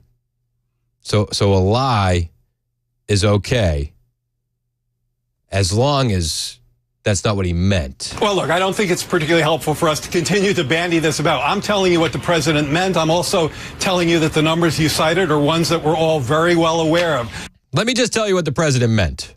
Don't listen to what he said. Jared Bernstein. Yep. Don't believe what you see. Don't believe what you hear. Don't believe the receipt that you get from the cashier at the grocery store. Just believe Joe Biden. That's the new Democrat slogan. Believe Joe. It's 10:51 on Super Talk 99.7 WTN. Hey, it's Chris Hand for my friends at USS, United Structural Systems. And when it comes to home repairs, large home repairs, there's so many times as homeowners, you know this, we don't want to see the warning signs because we're already panicking about what we're going to hear. And that's actually even more true when it comes to waterproofing and foundation repair, because this could be something big that needs to be fixed, or it could be a small problem that will become bigger, or on the bright side, it could be nothing. But the bottom line is you don't know, and you certainly don't want to be sold something that you don't need. You need peace of mind. And United Structural Systems, those are the guys that will give you that. They have over 25,000 100% satisfied residential customers. And here's how they made that happen. When USS comes out to your house, you're getting problem solvers who provide peace of mind to their customers, you, the homeowner. You're not going to get someone who's worried about meeting a sales quota or upselling you, but you're going to get someone there to educate you and help you understand what's happening with your home. At USS, that's their only measure of success. So if you have some foundation repair or waterproofing work that needs to be done, you're going to get the peace of mind knowing that USS is going to provide an honest diagnosis for you and stand by their work and warranties. The warranty that they'll leave is a lifetime warranty. And if you leave the home, the warranty stays. That's huge. USS is based right here in Middle Tennessee. They're members of this community, and USS has been doing this for over 25 years. They aren't going anywhere, but they are getting bigger and better. You've trusted them with your crawl space, with waterproofing, with your foundation for over 30 years. For 30 years now. And now they're offering mold treatment, because when that water gets in, one of the things that oftentimes comes with it, especially with the humidity we have here in Middle Tennessee, is mold. So you might have mold in your crawl space, and those mold spores will travel up into your home and into the air you breathe. But you can turn your crawl space into a healthy space with United Structural Systems' new complete microbial growth treatment. They don't just treat the mold, they treat any type of growth that could be eating away at your floor joists. If you have moisture in the crawl space, then you probably have mold. USS offers what they're calling RTE solution: remove, treat, and cap. because it does no good to remove the mold if you don't take the proper steps to prevent it from coming back. USS knows this. They've seen it time after time, and they care about you, the customer, so they're providing a lasting solution with complete mold treatment services. Call USS today. They'll take great care of you, as they've done for so many others in Middle Tennessee. 615-488-7855. That's 615-488-7855. Online at USSTN.com. The guaranteed offer is the easiest way to sell your home. It's really simple. We bring you an all-cash offer. You close in as little as 21 days. No home inspections, no lockboxes, no open houses. Go to markspain.com to get a guaranteed offer and start packing.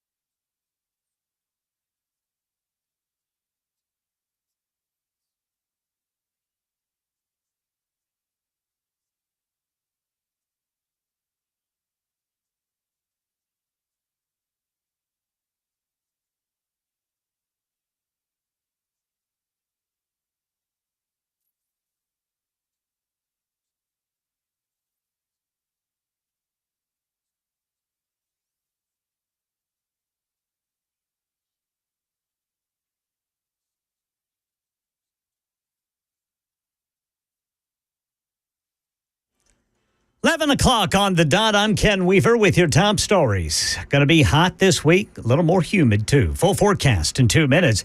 Hunter Biden gun trial. Terry Moran says the defense has rested. After a long consultation, Hunter Biden was questioned by the judge in a sidebar with the sound muffled from the rest of us. It seemed that was the moment at which the decision was confirmed to the judge that Hunter Biden would not take the witness stand. And then the defense rested its case. Closing arguments currently scheduled for the afternoon. Secretary of State Antony Blinken landing in Israel amid negotiations of a ceasefire in Gaza. I think this is a critical moment because we see the possibility, we see the prospect of an immediate ceasefire, of getting all the hostages home, of getting on the path to a durable resolution to the conflict in Gaza. The U.S. is also making its case at the UN, calling for a vote in the United Nations Security Council on that resolution supporting the deal President Biden outlined 10 days ago. And we're waiting to see what Apple unveils at its annual Worldwide Developers Conference today. It's expected to announce new AI technology in its next iPhone to spruce up Siri. Apple may also team up with OpenAI to bring home elements of ChatGPT to the iPhone. Both Google and Samsung already have released smartphone models touting AI features as their main attractions. And shopping for internet service is supposed to get easier starting this month. News Channel 5 says new federal regulations say cable and internet providers must post labels that show clearly the base monthly price along with any additional one-time or recurring fees like installation charges, modem rental fees, and other equipment-related fees separate from the base price. The Federal Communications Commission says consumers can file a complaint if they believe an internet service provider isn't complying with the new rules. That's the latest news. Weather is next. I'm Ken Weaver, WTN News.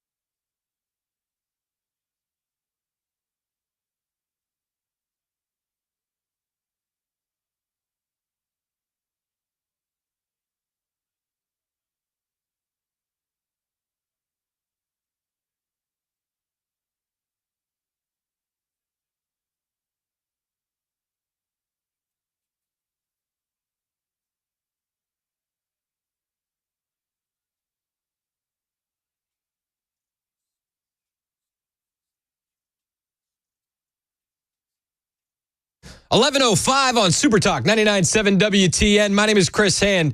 Dave in Hendersonville has been waiting for a moment. He wants to talk about taxes. Dave, you're next on Super Talk. What's up, man? Thanks for holding.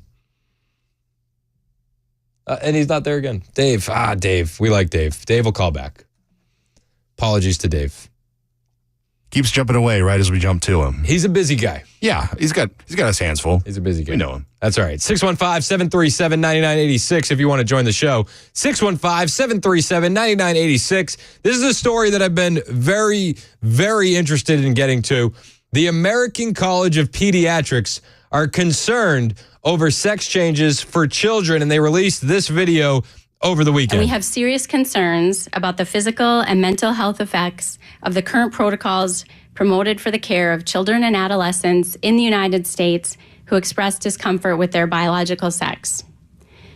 This declaration was authored by the American College of Pediatricians, but really it was developed from the expertise of hundreds of doctors, researchers, and other healthcare workers and leaders who, for years, have been sounding the alarm on the harmful protocols that continue to be promoted by the medical organizations in the United States. Despite recent revelations from the leaked WPATH files and the recent release of the final report from the CAS review, these medical organizations have not changed course. So we are calling on these medical organizations of the United States, including the American Academy of Pediatrics, the Endocrine Society, the Pediatric Endocrine Society, the American Medical Association, the American Psychological Association, and the American Academy of Child and Adolescent Psychiatry to follow the science and their European colleagues and immediately stop the promotion of social affirmation, puberty blockers, cross-sex hormones, and surgeries for children and adolescents who experience distress over their biological sex. I mean, it seems like common sense, but that's not so common anymore, right? The American Pediatric Group is demanding major medical organizations reject child sex changes. It's called Doctors Protecting Children Declaration. And they're calling out the medical industrial complex because that's what it is. It's the medical industrial complex. They make a lot of money from this medication. They make a lot of money from these surgeries. And you know what else they do in the process of all that? They create lifelong customers. So the American College of Pediatrics has issued a statement condemning multiple medical associations by name for supporting sex change practices for minors who identify as transgender. The Doctors Protecting Children Declaration, authored by the American College of Pediatricians and endorsed by several other medical groups, calls on media organizations to stop promoting these practices like social transitioning, puberty blockers, cross-sex hormones, and surgeries for kids identifying as the opposite sex. Stop it. It's time to stop it. Like, you can repeat it as much as you want. It's never going to be right. You can tell me that evil is good, and it's not going to change that. The statement underscores 4 key points that reject sex changes for minors, including the fact that sex is dimorphic, recognizing the innate differences between males and females is essential to medicine, relying on gender ideology rather than biological sex differences is flawed, and the importance of medical decisions being grounded in biology and not a person's feelings. In our declaration, we affirm that sex is a dimorphic, innate trait defined in relation to an organism's biological role in reproduction, male and female. This genetic signature is present in every nucleated somatic cell in the body and is not altered by drugs or surgical interventions. Consideration of these innate differences is critical to the practice of good medicine and to the development of sound policy for children and adults alike. Medical decision-making should be based upon an individual's biological sex. It should respect biological reality and the dignity of the person by compassionately addressing the whole person. We are here defying the claims made by these medical organizations in the U.S. that those of us who are concerned are a minority and that their protocols are consensus. They are not consensus, and we are speaking in a loud, unified voice, enough. And we have serious concerns about the physical and mental health effects of the current protocols promoted for the care of children and adolescents in the United States who express discomfort with their biological sex. Enough. They say, enough. Stop targeting the kids. The Southern Poverty Law Center released its annual Year in Hate and Extremism report, which controversially includes medical professionals who oppose sex change interventions for minors who identify as transgender. So as you hear that calm woman speaking, and speaking very clearly and very concisely about why this needs to end, just remember that places like the Southern Poverty Law Center, they look at her as a hateful extremist. An extremist. According to the SPLC, their report is intended to provide a comprehensive analysis of the organizational infrastructure supporting white supremacy and other forms of extremism in the U.S. And it has nearly 600 hate groups and hundreds of anti-government extremist groups. And if you oppose child sex changes, look, guys, you're just as bad as a white supremacist. You're an extremist in the U.S. if you don't go along with sex changes for kids. That's what they want you to believe. That's what they want you to believe. And the Biden DOJ recently indicted a Texas doctor who spoke out against child sex changes. Oh, yep, weaponized justice system one more time. The Justice Department accused Dr. Ethan Heim, who's 33, of violating HIPAA laws and indicted him on 4 felony charges. This is from the Post Millennial.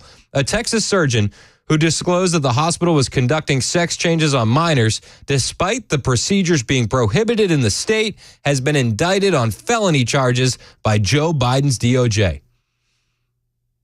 What about whistleblowers being brave? Not if you're going against the left-wing radical narrative. The Justice Department accused Dr. Ethan Heim, 33, of violating HIPAA laws and indicted him on 4 felony charges. Christopher Rufo at City Journal reports. Dr. Heim completed his residency at the Texas Children's Hospital and vowed to fight Biden's corrupt DOJ. He said they wanted to intimidate me into silence using every technique the federal Leviathan had at their disposal, but they failed. The only way to lose is to submit to corruption, he wrote on Twitter. It's time to fight back harder than ever. And he also put out a link for his Give, Send, Go. If you want to help this doctor in his fight, he's asking for donations for his legal defense. I just retweeted that from my account. You can find it at Chris Hand on Air if that's something you want to get involved with. A lot of times we have to put our money behind causes that we believe in, and this is one that we need to step up and say enough. Doctors disagree with this. The insanity has reached too far, too wide. In Wisconsin, there's a group of parents, there's parents suing the state because the school was keeping a child's gender secret from parents. This is how far they're going with this stuff. Wisconsin parents petitioned the Supreme Court of the United States to hear their complaint against the Eau Claire School District over its policy of aiding students with gender transitions without parental consent or awareness. They don't want you to have a say in this. The petition urged the Supreme Court to determine whether parents have legal standing to challenge the covert gender transition policies in school districts. Attorneys for the Wisconsin Institute for Law and Liberty noted that nearly 30 similar lawsuits have been filed by parents across the country, and they believe it's time for the High Court to look at the legality of these cases following the dismissal of comparable lawsuits by inferior courts due to lack of standing. They don't want you to say anything against this. They don't want to hear your arguments. They want to silence you. They want to silence doctors speaking out against this, and they want to continue with this new status quo. Enough. The attorneys wrote in petition that several hundred school districts have adopted secretive policies to facilitate minor students, often of any age, changing their gender identity at school, which includes keeping a student's preferred pronouns and what bathroom they use a secret from the children's parents. Thousands of school districts across our country have these policies. If parents cannot challenge them until after their children are harmed, they have no way to protect their kids other than pulling them from public school, wrote Wisconsin Institute for Law and Liberty Deputy Counsel Luke Berg in a statement about the petition. Why are people continuing to go to these leftist indoctrination centers? Why are you basically handcuffed until something bad happens to your kid before you have any access to legal avenues to correct this? You can't do it until something bad happens. The petition continued. When a school district has an explicit policy to supersede parental authority over a major and controversial health-related decision and to conceal this from parents when the issue arises, parents are immediately harmed. They have lost their control over this critical decision. Courts can remedy that harm by declaring such policies unconstitutional, enjoining school districts from applying them, and requiring schools to defer to parents, as they do for every other major decision involving a minor child. The court should take this case and establish that parents subject to such policies have standing to challenge them. They should. Officials from the Biden administration have pushed the federal government to impose transgender policy in public schools. New rules that would allow students to use their preferred locker rooms, restrooms, as well as apply for scholarships for the opposite sex were recently unveiled by Education Secretary Miguel Cardona. These regulations would redefine sex discrimination to include sex characteristics, pregnancy, sexual orientation, and gender identity. They don't want you to have a say. They want you to quiet down. And a lot of times, this bullying in their approach works. It works quite well. In fact, we see this a lot in other countries too. In Europe, they've been pushing back against a lot of these sex change procedures, and they're looking at actual research and science and realizing that it's not the move. But in Canada, a top cancer charity had to apologize because they used the word cervix instead of the trans-friendly front hole. You heard me right. This is how far-reaching and widespread the insanity has gotten. A top cancer charity has apologized for using the word cervix instead of the trans-friendly front hole. The Canadian Cancer Society, they apologized because on a web page dedicated to cervical cancer, they used the word cervix. You heard me right. It's insane. The nonprofit had to come out and say that many non-binary people and transgender men have mixed feelings or feel distanced from the term cervix. They said, we recognize that many trans men and non-binary people have mixed feelings about or feel distanced from words like cervix. You may prefer other words, such as front hole. We recognize the limitations of words we've used while acknowledging the need for simplicity. Another reason we use words like cervix is to normalize the reality that men can have these body parts too. That's not reality. There's nothing about that that's in reality. Cervical cancer occurs when a growth of cells form inside the cervix, the lower part of the uterus that connects to the vagina. There's nothing to do with men. Nothing. But according to the Canadian Cancer Society, anyone with a cervix, regardless of gender or sexual orientation, can deal with this. And they've apologized for not using the word front hole. We're living in a clown world. Do you feel like we're living in a clown world? I feel like we're living in a clown world. When a woman comes out and says we need to stop child sex changes for kids and she's treated as an extremist, we're living in a clown world. And we have serious concerns about the physical and mental health effects of the current protocols promoted for the care of children and adolescents in the United States who express discomfort with their biological sex. And the left yells, "Shut up, bigot. Shut up." This declaration was authored by the American College of Pediatricians, but really it was developed from the expertise of hundreds of doctors, researchers, and other healthcare workers and leaders who, for years, have been sounding the alarm on the harmful protocols that continue to be promoted by the medical organizations in the United States. Well, they're bigots, says the left. Don't listen to them. They're alt-right extremists. Let us mutilate your children. That's what they want.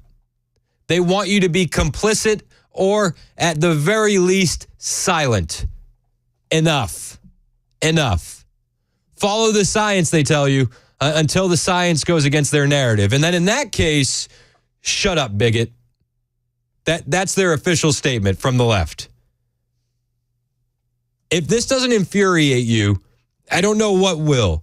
You're going to be judged as a society based on how you treat those that are most vulnerable. And currently, they take some of our most vulnerable and they tell them, take these pills. We'll stop puberty. Let's remove your breasts. You'll feel better. But they don't. And they won't. And if you say anything against it, you're a bigot. It's 11:20 on Super Talk 99.7 WTN.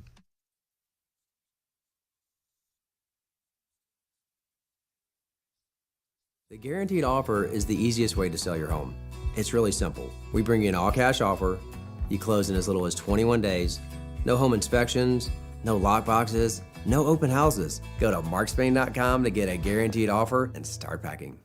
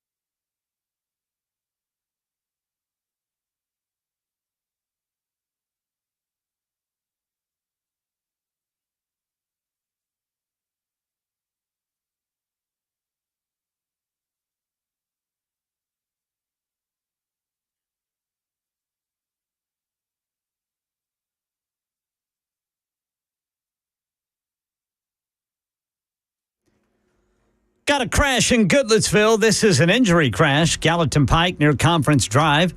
Getting nearer to a verdict in the Hunter Biden gun trial. Gaza's ceasefire negotiations intensifying in Egypt and at the UN.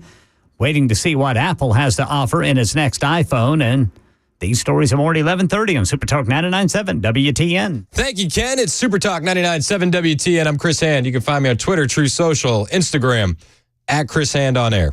All the same. Hit the follow button. I will follow back. Danny in Franklin wants to talk about doctors and misinfo. What's up, Danny? Hey, Chris, enjoy your show as always. The clip that you just played from the woman that was speaking, who was that again? Okay, so that is the American, that's the American College of Pediatrics. And the interesting thing that she said when she started out that thing that she said was there were hundreds of doctors, I don't know if it was nurses, medical professionals, and leaders. So that makes somebody first get alarmed. Oh my gosh, here's serious people that have this opinion. But then that could, in that whole group, that could be 2 doctors, a few medical professionals, 3 nurses, and then leaders. I'm a leader. You're a leader. Everybody's a leader. So they're leading people to believe that there are experts that believe this, but then they throw in all this other stuff at the end that could be, the manager of a grocery store. Well, I mean, she pointed out by name groups that are pushing this stuff, including the American Academy of Pediatrics, the Endocrine Society, the Pediatric Endocrine Society, the American Medical Association, the American Psychological Association, the American Academy of Child and Adolescent Psychiatry, and she's calling on them to follow the science. Right, but that could be 2 or 3 people, and they could all be in each of those groups, who knows, and they could all be educated by super liberal, universities. I'm sure there aren't any of those people that go to, let's say Protestant or Catholic universities in our country. They're all far left wingers, all of them. We know it. Yeah, 100%. So I guess I'm kind of confused on what your comment is, though. That it's so like it's more of a minority of people pushing this stuff.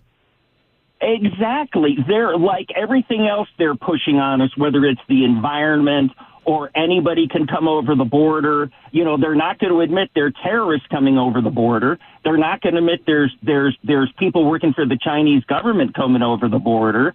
They're going to push all these narratives on us and say these are facts and make us believe that whatever these, medical groups are, they are the authority. Yeah, well, I think that's what she's trying to say is that they want you to believe that they're a much larger portion of the medical community. They want you to believe that they're the experts and the leaders. But if we have more brave doctors saying enough, instead of either going along with it to get along or just being silent because they don't want to be canceled, then we could solve this in a weekend. Yes, and the difference is between those people and you and me and your listeners is that our authority that we lean on is not our own. Amen. It's from God. It's from common sense. Hello, Trump always talks about common sense, God, and conservative values and valuing life and really valuing people. Yeah. And if you lean on God, it's Genesis 1, right? Like that, it's right there. Amen. You know what I mean? Amen, brother. The creator of the world loves those children and doesn't believe in all of these twisted ideas because these people that push this stuff, they don't believe in a creator. They believe in themselves, and they believe in the religion of science. Amen. And it is a travesty. But we have to speak out against this, or we will be judged for this. And we will vote, Biden and all of those people out of office. And we can't really do anything about the American Cancer Society or whoever all these other groups are. Well, that's what scares me. That's what scares me the most. Is like, yeah, we can vote for Trump in November. We can vote for conservative values in November. But these people aren't in positions that we vote for. These people are. I totally agree. And yes, and there will always be people that you and I. We're all sinners. We all get led astray, and these people have been led astray, and we can't do anything about people that are who they are. We can't change them. We can only do what we can do in our part of the world and vote and try to educate people that are open to hearing, common sense ideas. You look at Lawrence Taylor, who's the greatest linebacker of all time, has been a Democrat his whole life. And he said, I'm done with the left. I'm done with Democrats. I'm a MAGA guy now. Yeah. I mean, we need to have those conversations with people that are open to, that are independents and Democrats. And I appreciate your call, Danny, and it's a great call. And I was at Young Women's Leadership Summit over the weekend, and Alex Clark, who's a friend of mine, she's been on the show before, she's given a big speech, and she makes the point that if we want to change the world and we want to change this kind of stuff, it has to start at home. You have to speak out about it and be open about it, and the changes have to start at home. It's 11:31 on Super Talk 99.7 WTN.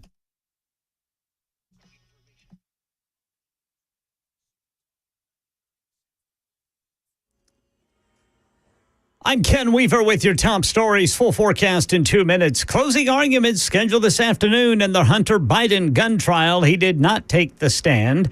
Gaza ceasefire push. Secretary of State Antony Blinken landing in Israel after his counterparts in Egypt had conversations with Hamas leaders today. The only party that has not accepted, the only party that's not said yes, is Hamas. Apple widely expected to announce a partnership today with ChatGPT maker OpenAI and unveil the first batch of generative AI tools that could reinvigorate iPhone sales. Experts say Apple's AI capabilities will especially benefit its Siri personal assistant as the company seeks to go beyond what competitors like Samsung and Microsoft have already introduced for their smartphones and computers. That's the latest news. Weather is next. I'm Ken Weaver, WTN News.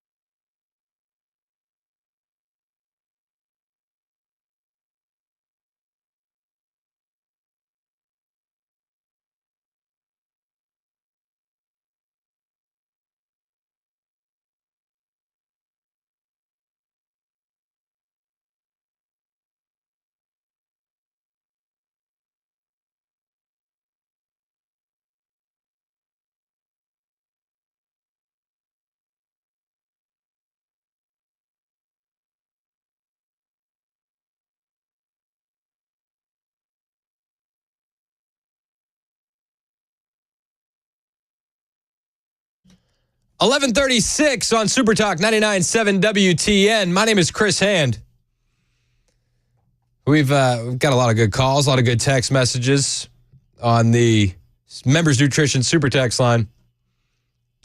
A lot of them I can't read on the air because of the nature of the content in the last segment. So it's about time we speak up. I found this clip, CNN over the weekend. CNN was asking Gretchen Whitmer about, they started asking her about the Hunter Biden trial. And the most convenient thing happens.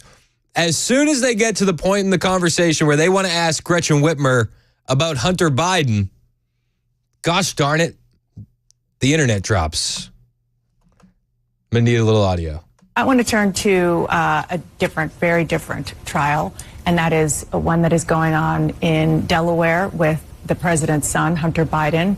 He is on trial for obtaining and possessing a firearm while under the influence of illegal drugs, which was against the law.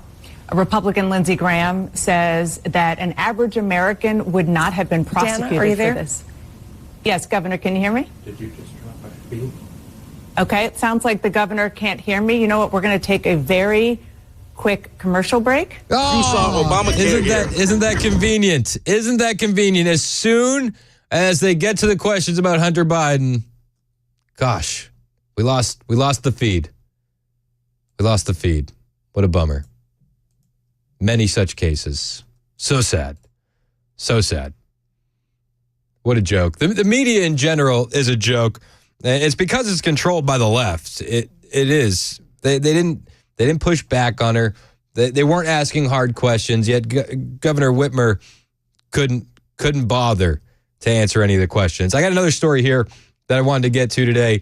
A Big Lots in New York fired their longtime manager. This guy's been the manager at Big Lots for 20 years at this location. 20 years. And they fired him because an employee was assaulted. A female employee was punched in the face, and this manager had enough, and he followed the criminal out of the store because he didn't want him to get away. That's the crime he committed, which got him fired. What I saw was he took a swing, like a punch at her. That's what Pat Guider says he saw inside the Big Lots store that he used to manage at Irondequoit. And that's why he followed the shoplifter out of the store. I let people who shoplift leave the store every day. Every day. We just put it in the system that they ask us to do. This was an assault. This wasn't shoplifting. This was an assault. Despite 20 years with the company and a positive review in March, the company did not see it the way Guider did. And 2 weeks after the incident, Guider says he was called to his district manager's office and fired. This ties in with what the last break was, where it's time to do the right thing, consequences be damned. If you see something unjust happening, if you see somebody being victimized, you have to do the right thing. Consequences be damned. They want to demonize people that are doing the right thing, whether it's looking out for kids who are being subjected to child sex changes, or it's a manager who doesn't want to see a female employee punched in the face and a criminal get away. We have to start doing the right thing in this country. Consequences be damned. And this manager at Big Lots, he did the right thing. Do you think you did the right thing? I think I did the right and just thing. The right and just thing. Amen. This is not the first retail store manager fired over a shoplifting incident. It's not even the first Big Lots manager fired over shoplifting. Just Google it and you'll find the story of the manager at the store in California. I tried to call Big Lots, but there is no phone number to reach the CEO or the communications chief. Convenient. I emailed the company on Tuesday afternoon, Wednesday evening, and again Friday morning. I asked, why was Pat Guider fired? What is the company policy? Is following a shoplifter a fireable offense? And what training do managers get for shoplifters? The company has not replied. Oh, weird. The company has not replied. Are you shocked? Are you shocked by that? So this manager witnesses a shoplifter punch his assistant manager, a female, while attempting to leave the store. He's concerned for the safety of his team. He follows this guy out. He said he provided distance while walking through the parking lot and was giving updates to 911. And that got him fired after 20 years of service. 20 years of service down the drain because he wanted to make sure that this guy that punched a female employee didn't get away. Big Lots hasn't commented specifically on Guider's case, but the company says that they do have a policy displayed in store prohibiting employees from leaving the premises to pursue or detain customers. However, Guider, the manager, he defended his actions, emphasizing that he didn't endanger anyone, not anyone in the store or any customers who were present at the time. He said he did the right thing. He did the just thing. We have to get back to doing the right thing in this country. We have to. And Big Lots can lean on that poster that they have in the break room saying, don't follow shoplifters, but like, this is what's gotten us into this mess. But this poster in the Big Lots lunchroom says, never leave the store to pursue, detain, or identify a customer.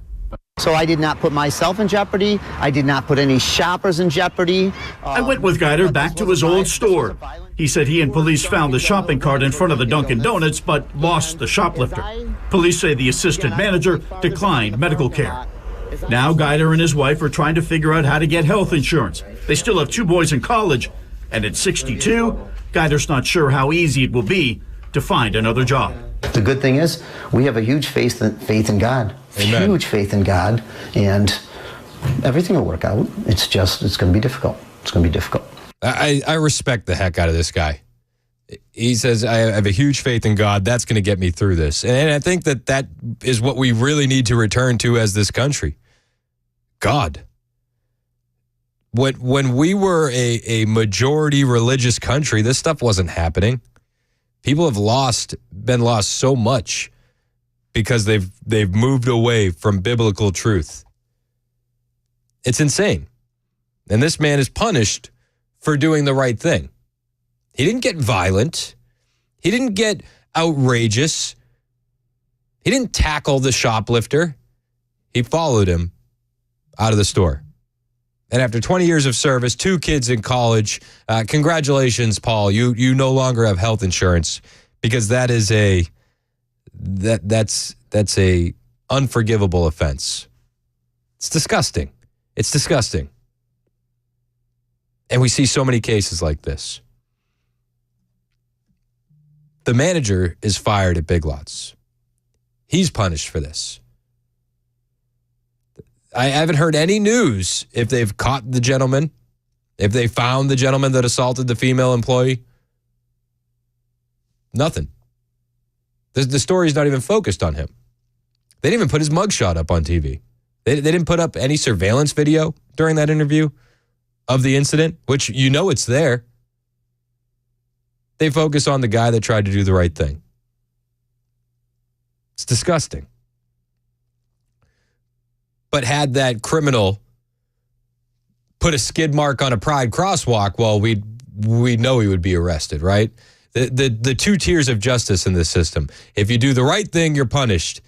If you go against the leftist narrative, you're also punished. I saw a story which is just insane, especially when you compare it to what's happening with all these pro-Palestine protests where they're allowed to spray paint statues and that goes uncharged. There's a story where a kid, 3 teens, were arrested because their scooters left skid marks on a Pride crosswalk, a rainbow crosswalk that had been painted in Washington.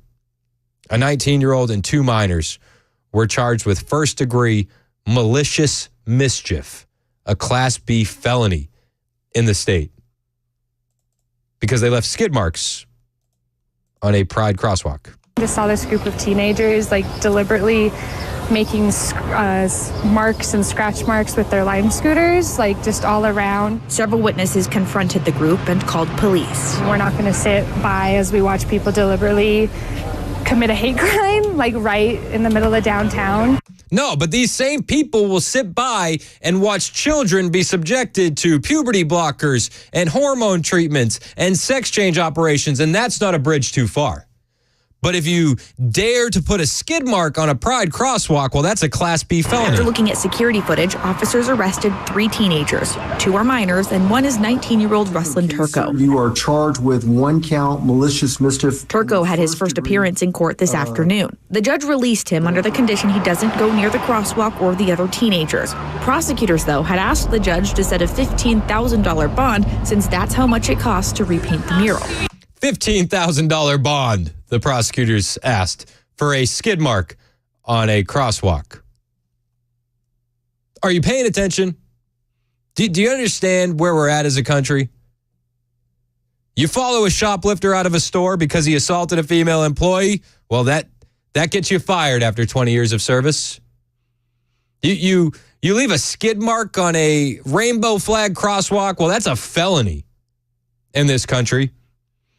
But if you spray paint Free Gaza on a statue of George Washington, well, that's free speech. That's protected. If you shoplift at those same stores, well, you walk out. You don't even get charged. The police's budget have been cut. They don't have enough time to deal with this. And in one Massachusetts town, they've decided they're going to send social workers instead of police to deal with crime. We're definitely a pioneer in this approach. A tentative plan to send a team of unarmed social workers to some emergency 911 calls in Cambridge could officially be rolled out as soon as next month, says Liz Speakman, director of the city's new Community Assistance Response and Engagement. Having an unarmed civilian with experience in mental health going to mental health calls is really the right response. Well, what if that individual has a knife and he's threatening suicide or he's threatening the people around them?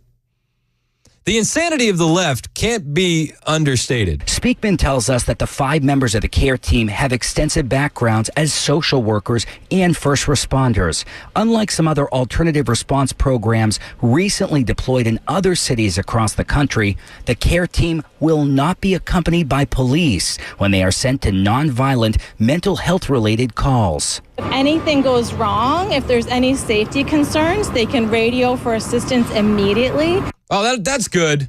If anything happens, then they'll call police. And as you know, when you need police and seconds matter, they're minutes away. And get backup right away. It's an opportunity for us to help fix a system that's been broken for a really long time. CARE team member Marie Matthew is eager to start responding to emergencies that are presently handled by police with guns. I think this program is an opportunity for us to take care of the people that we are trained to take care of. It's insanity. Insanity via the left. It's 11:49 on Super Talk 99.7 WTN.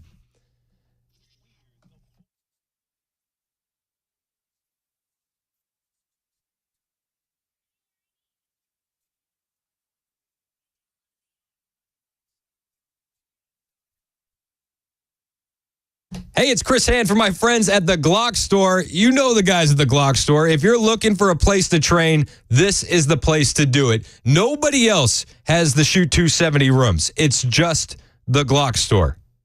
Seriously, just the Glock Store. I've been training at the Shoot 270 rooms, and they're incredible.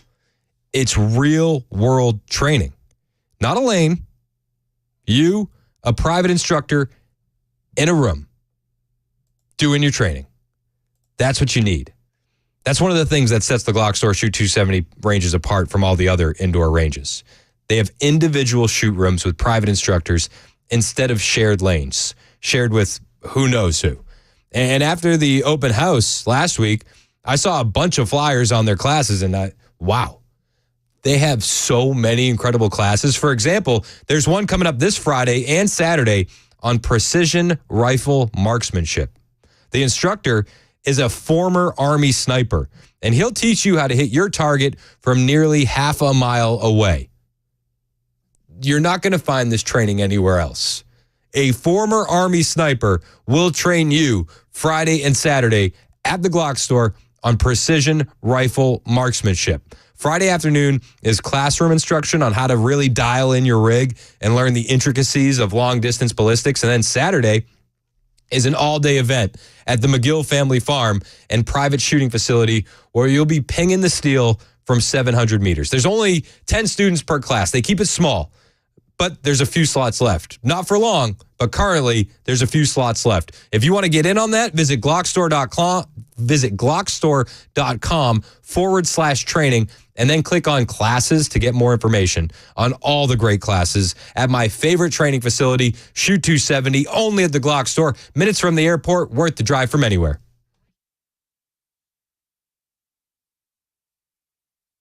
Hey, it's Dan Mandis, and I am so glad that California Closets has fixed my closet catastrophe. After exact measuring and planning, they came over and got to work. Yeah, once it was all plotted out on their 3D CAD system, the pieces are measured, cut, and precisely installed into my space. It was clean, fast, and professional, and above all, my new closets look and function great. Now, this was my dormer, and now this is my new dormer thanks to California Closets. Look at all of this added space for shirts and shoes, you name it, and it is cut so precisely, simply amazing. And my old closet that has now been reborn as the ultimate in style and functionability, making the best use of the space that I had. They can work on just about anything: bedrooms, garages, home offices, closets, pantries, and so much more. Find them online, CaliforniaClosets.com, and see what they can do for you. You can schedule a free design consultation. Mention my name, CaliforniaClosets.com.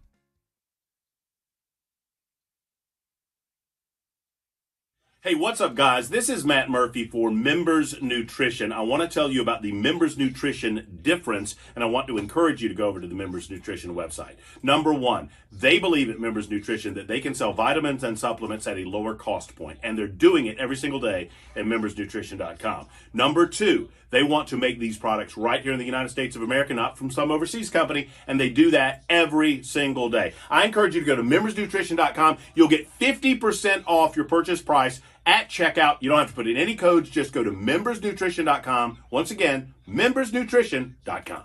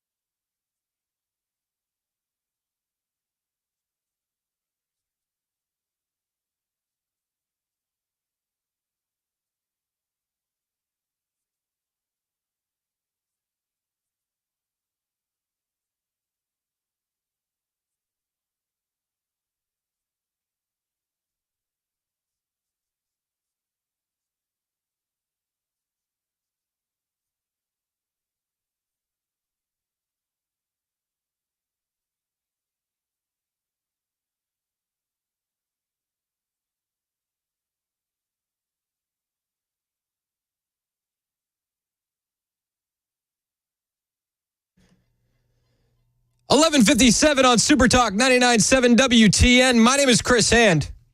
So we've been talking about a lot of bad leftist policies and craziness. But I think I like to end on a positive note. You want to end on a positive note? I think it'll be cool to end on a positive note. The NBA Finals are going on.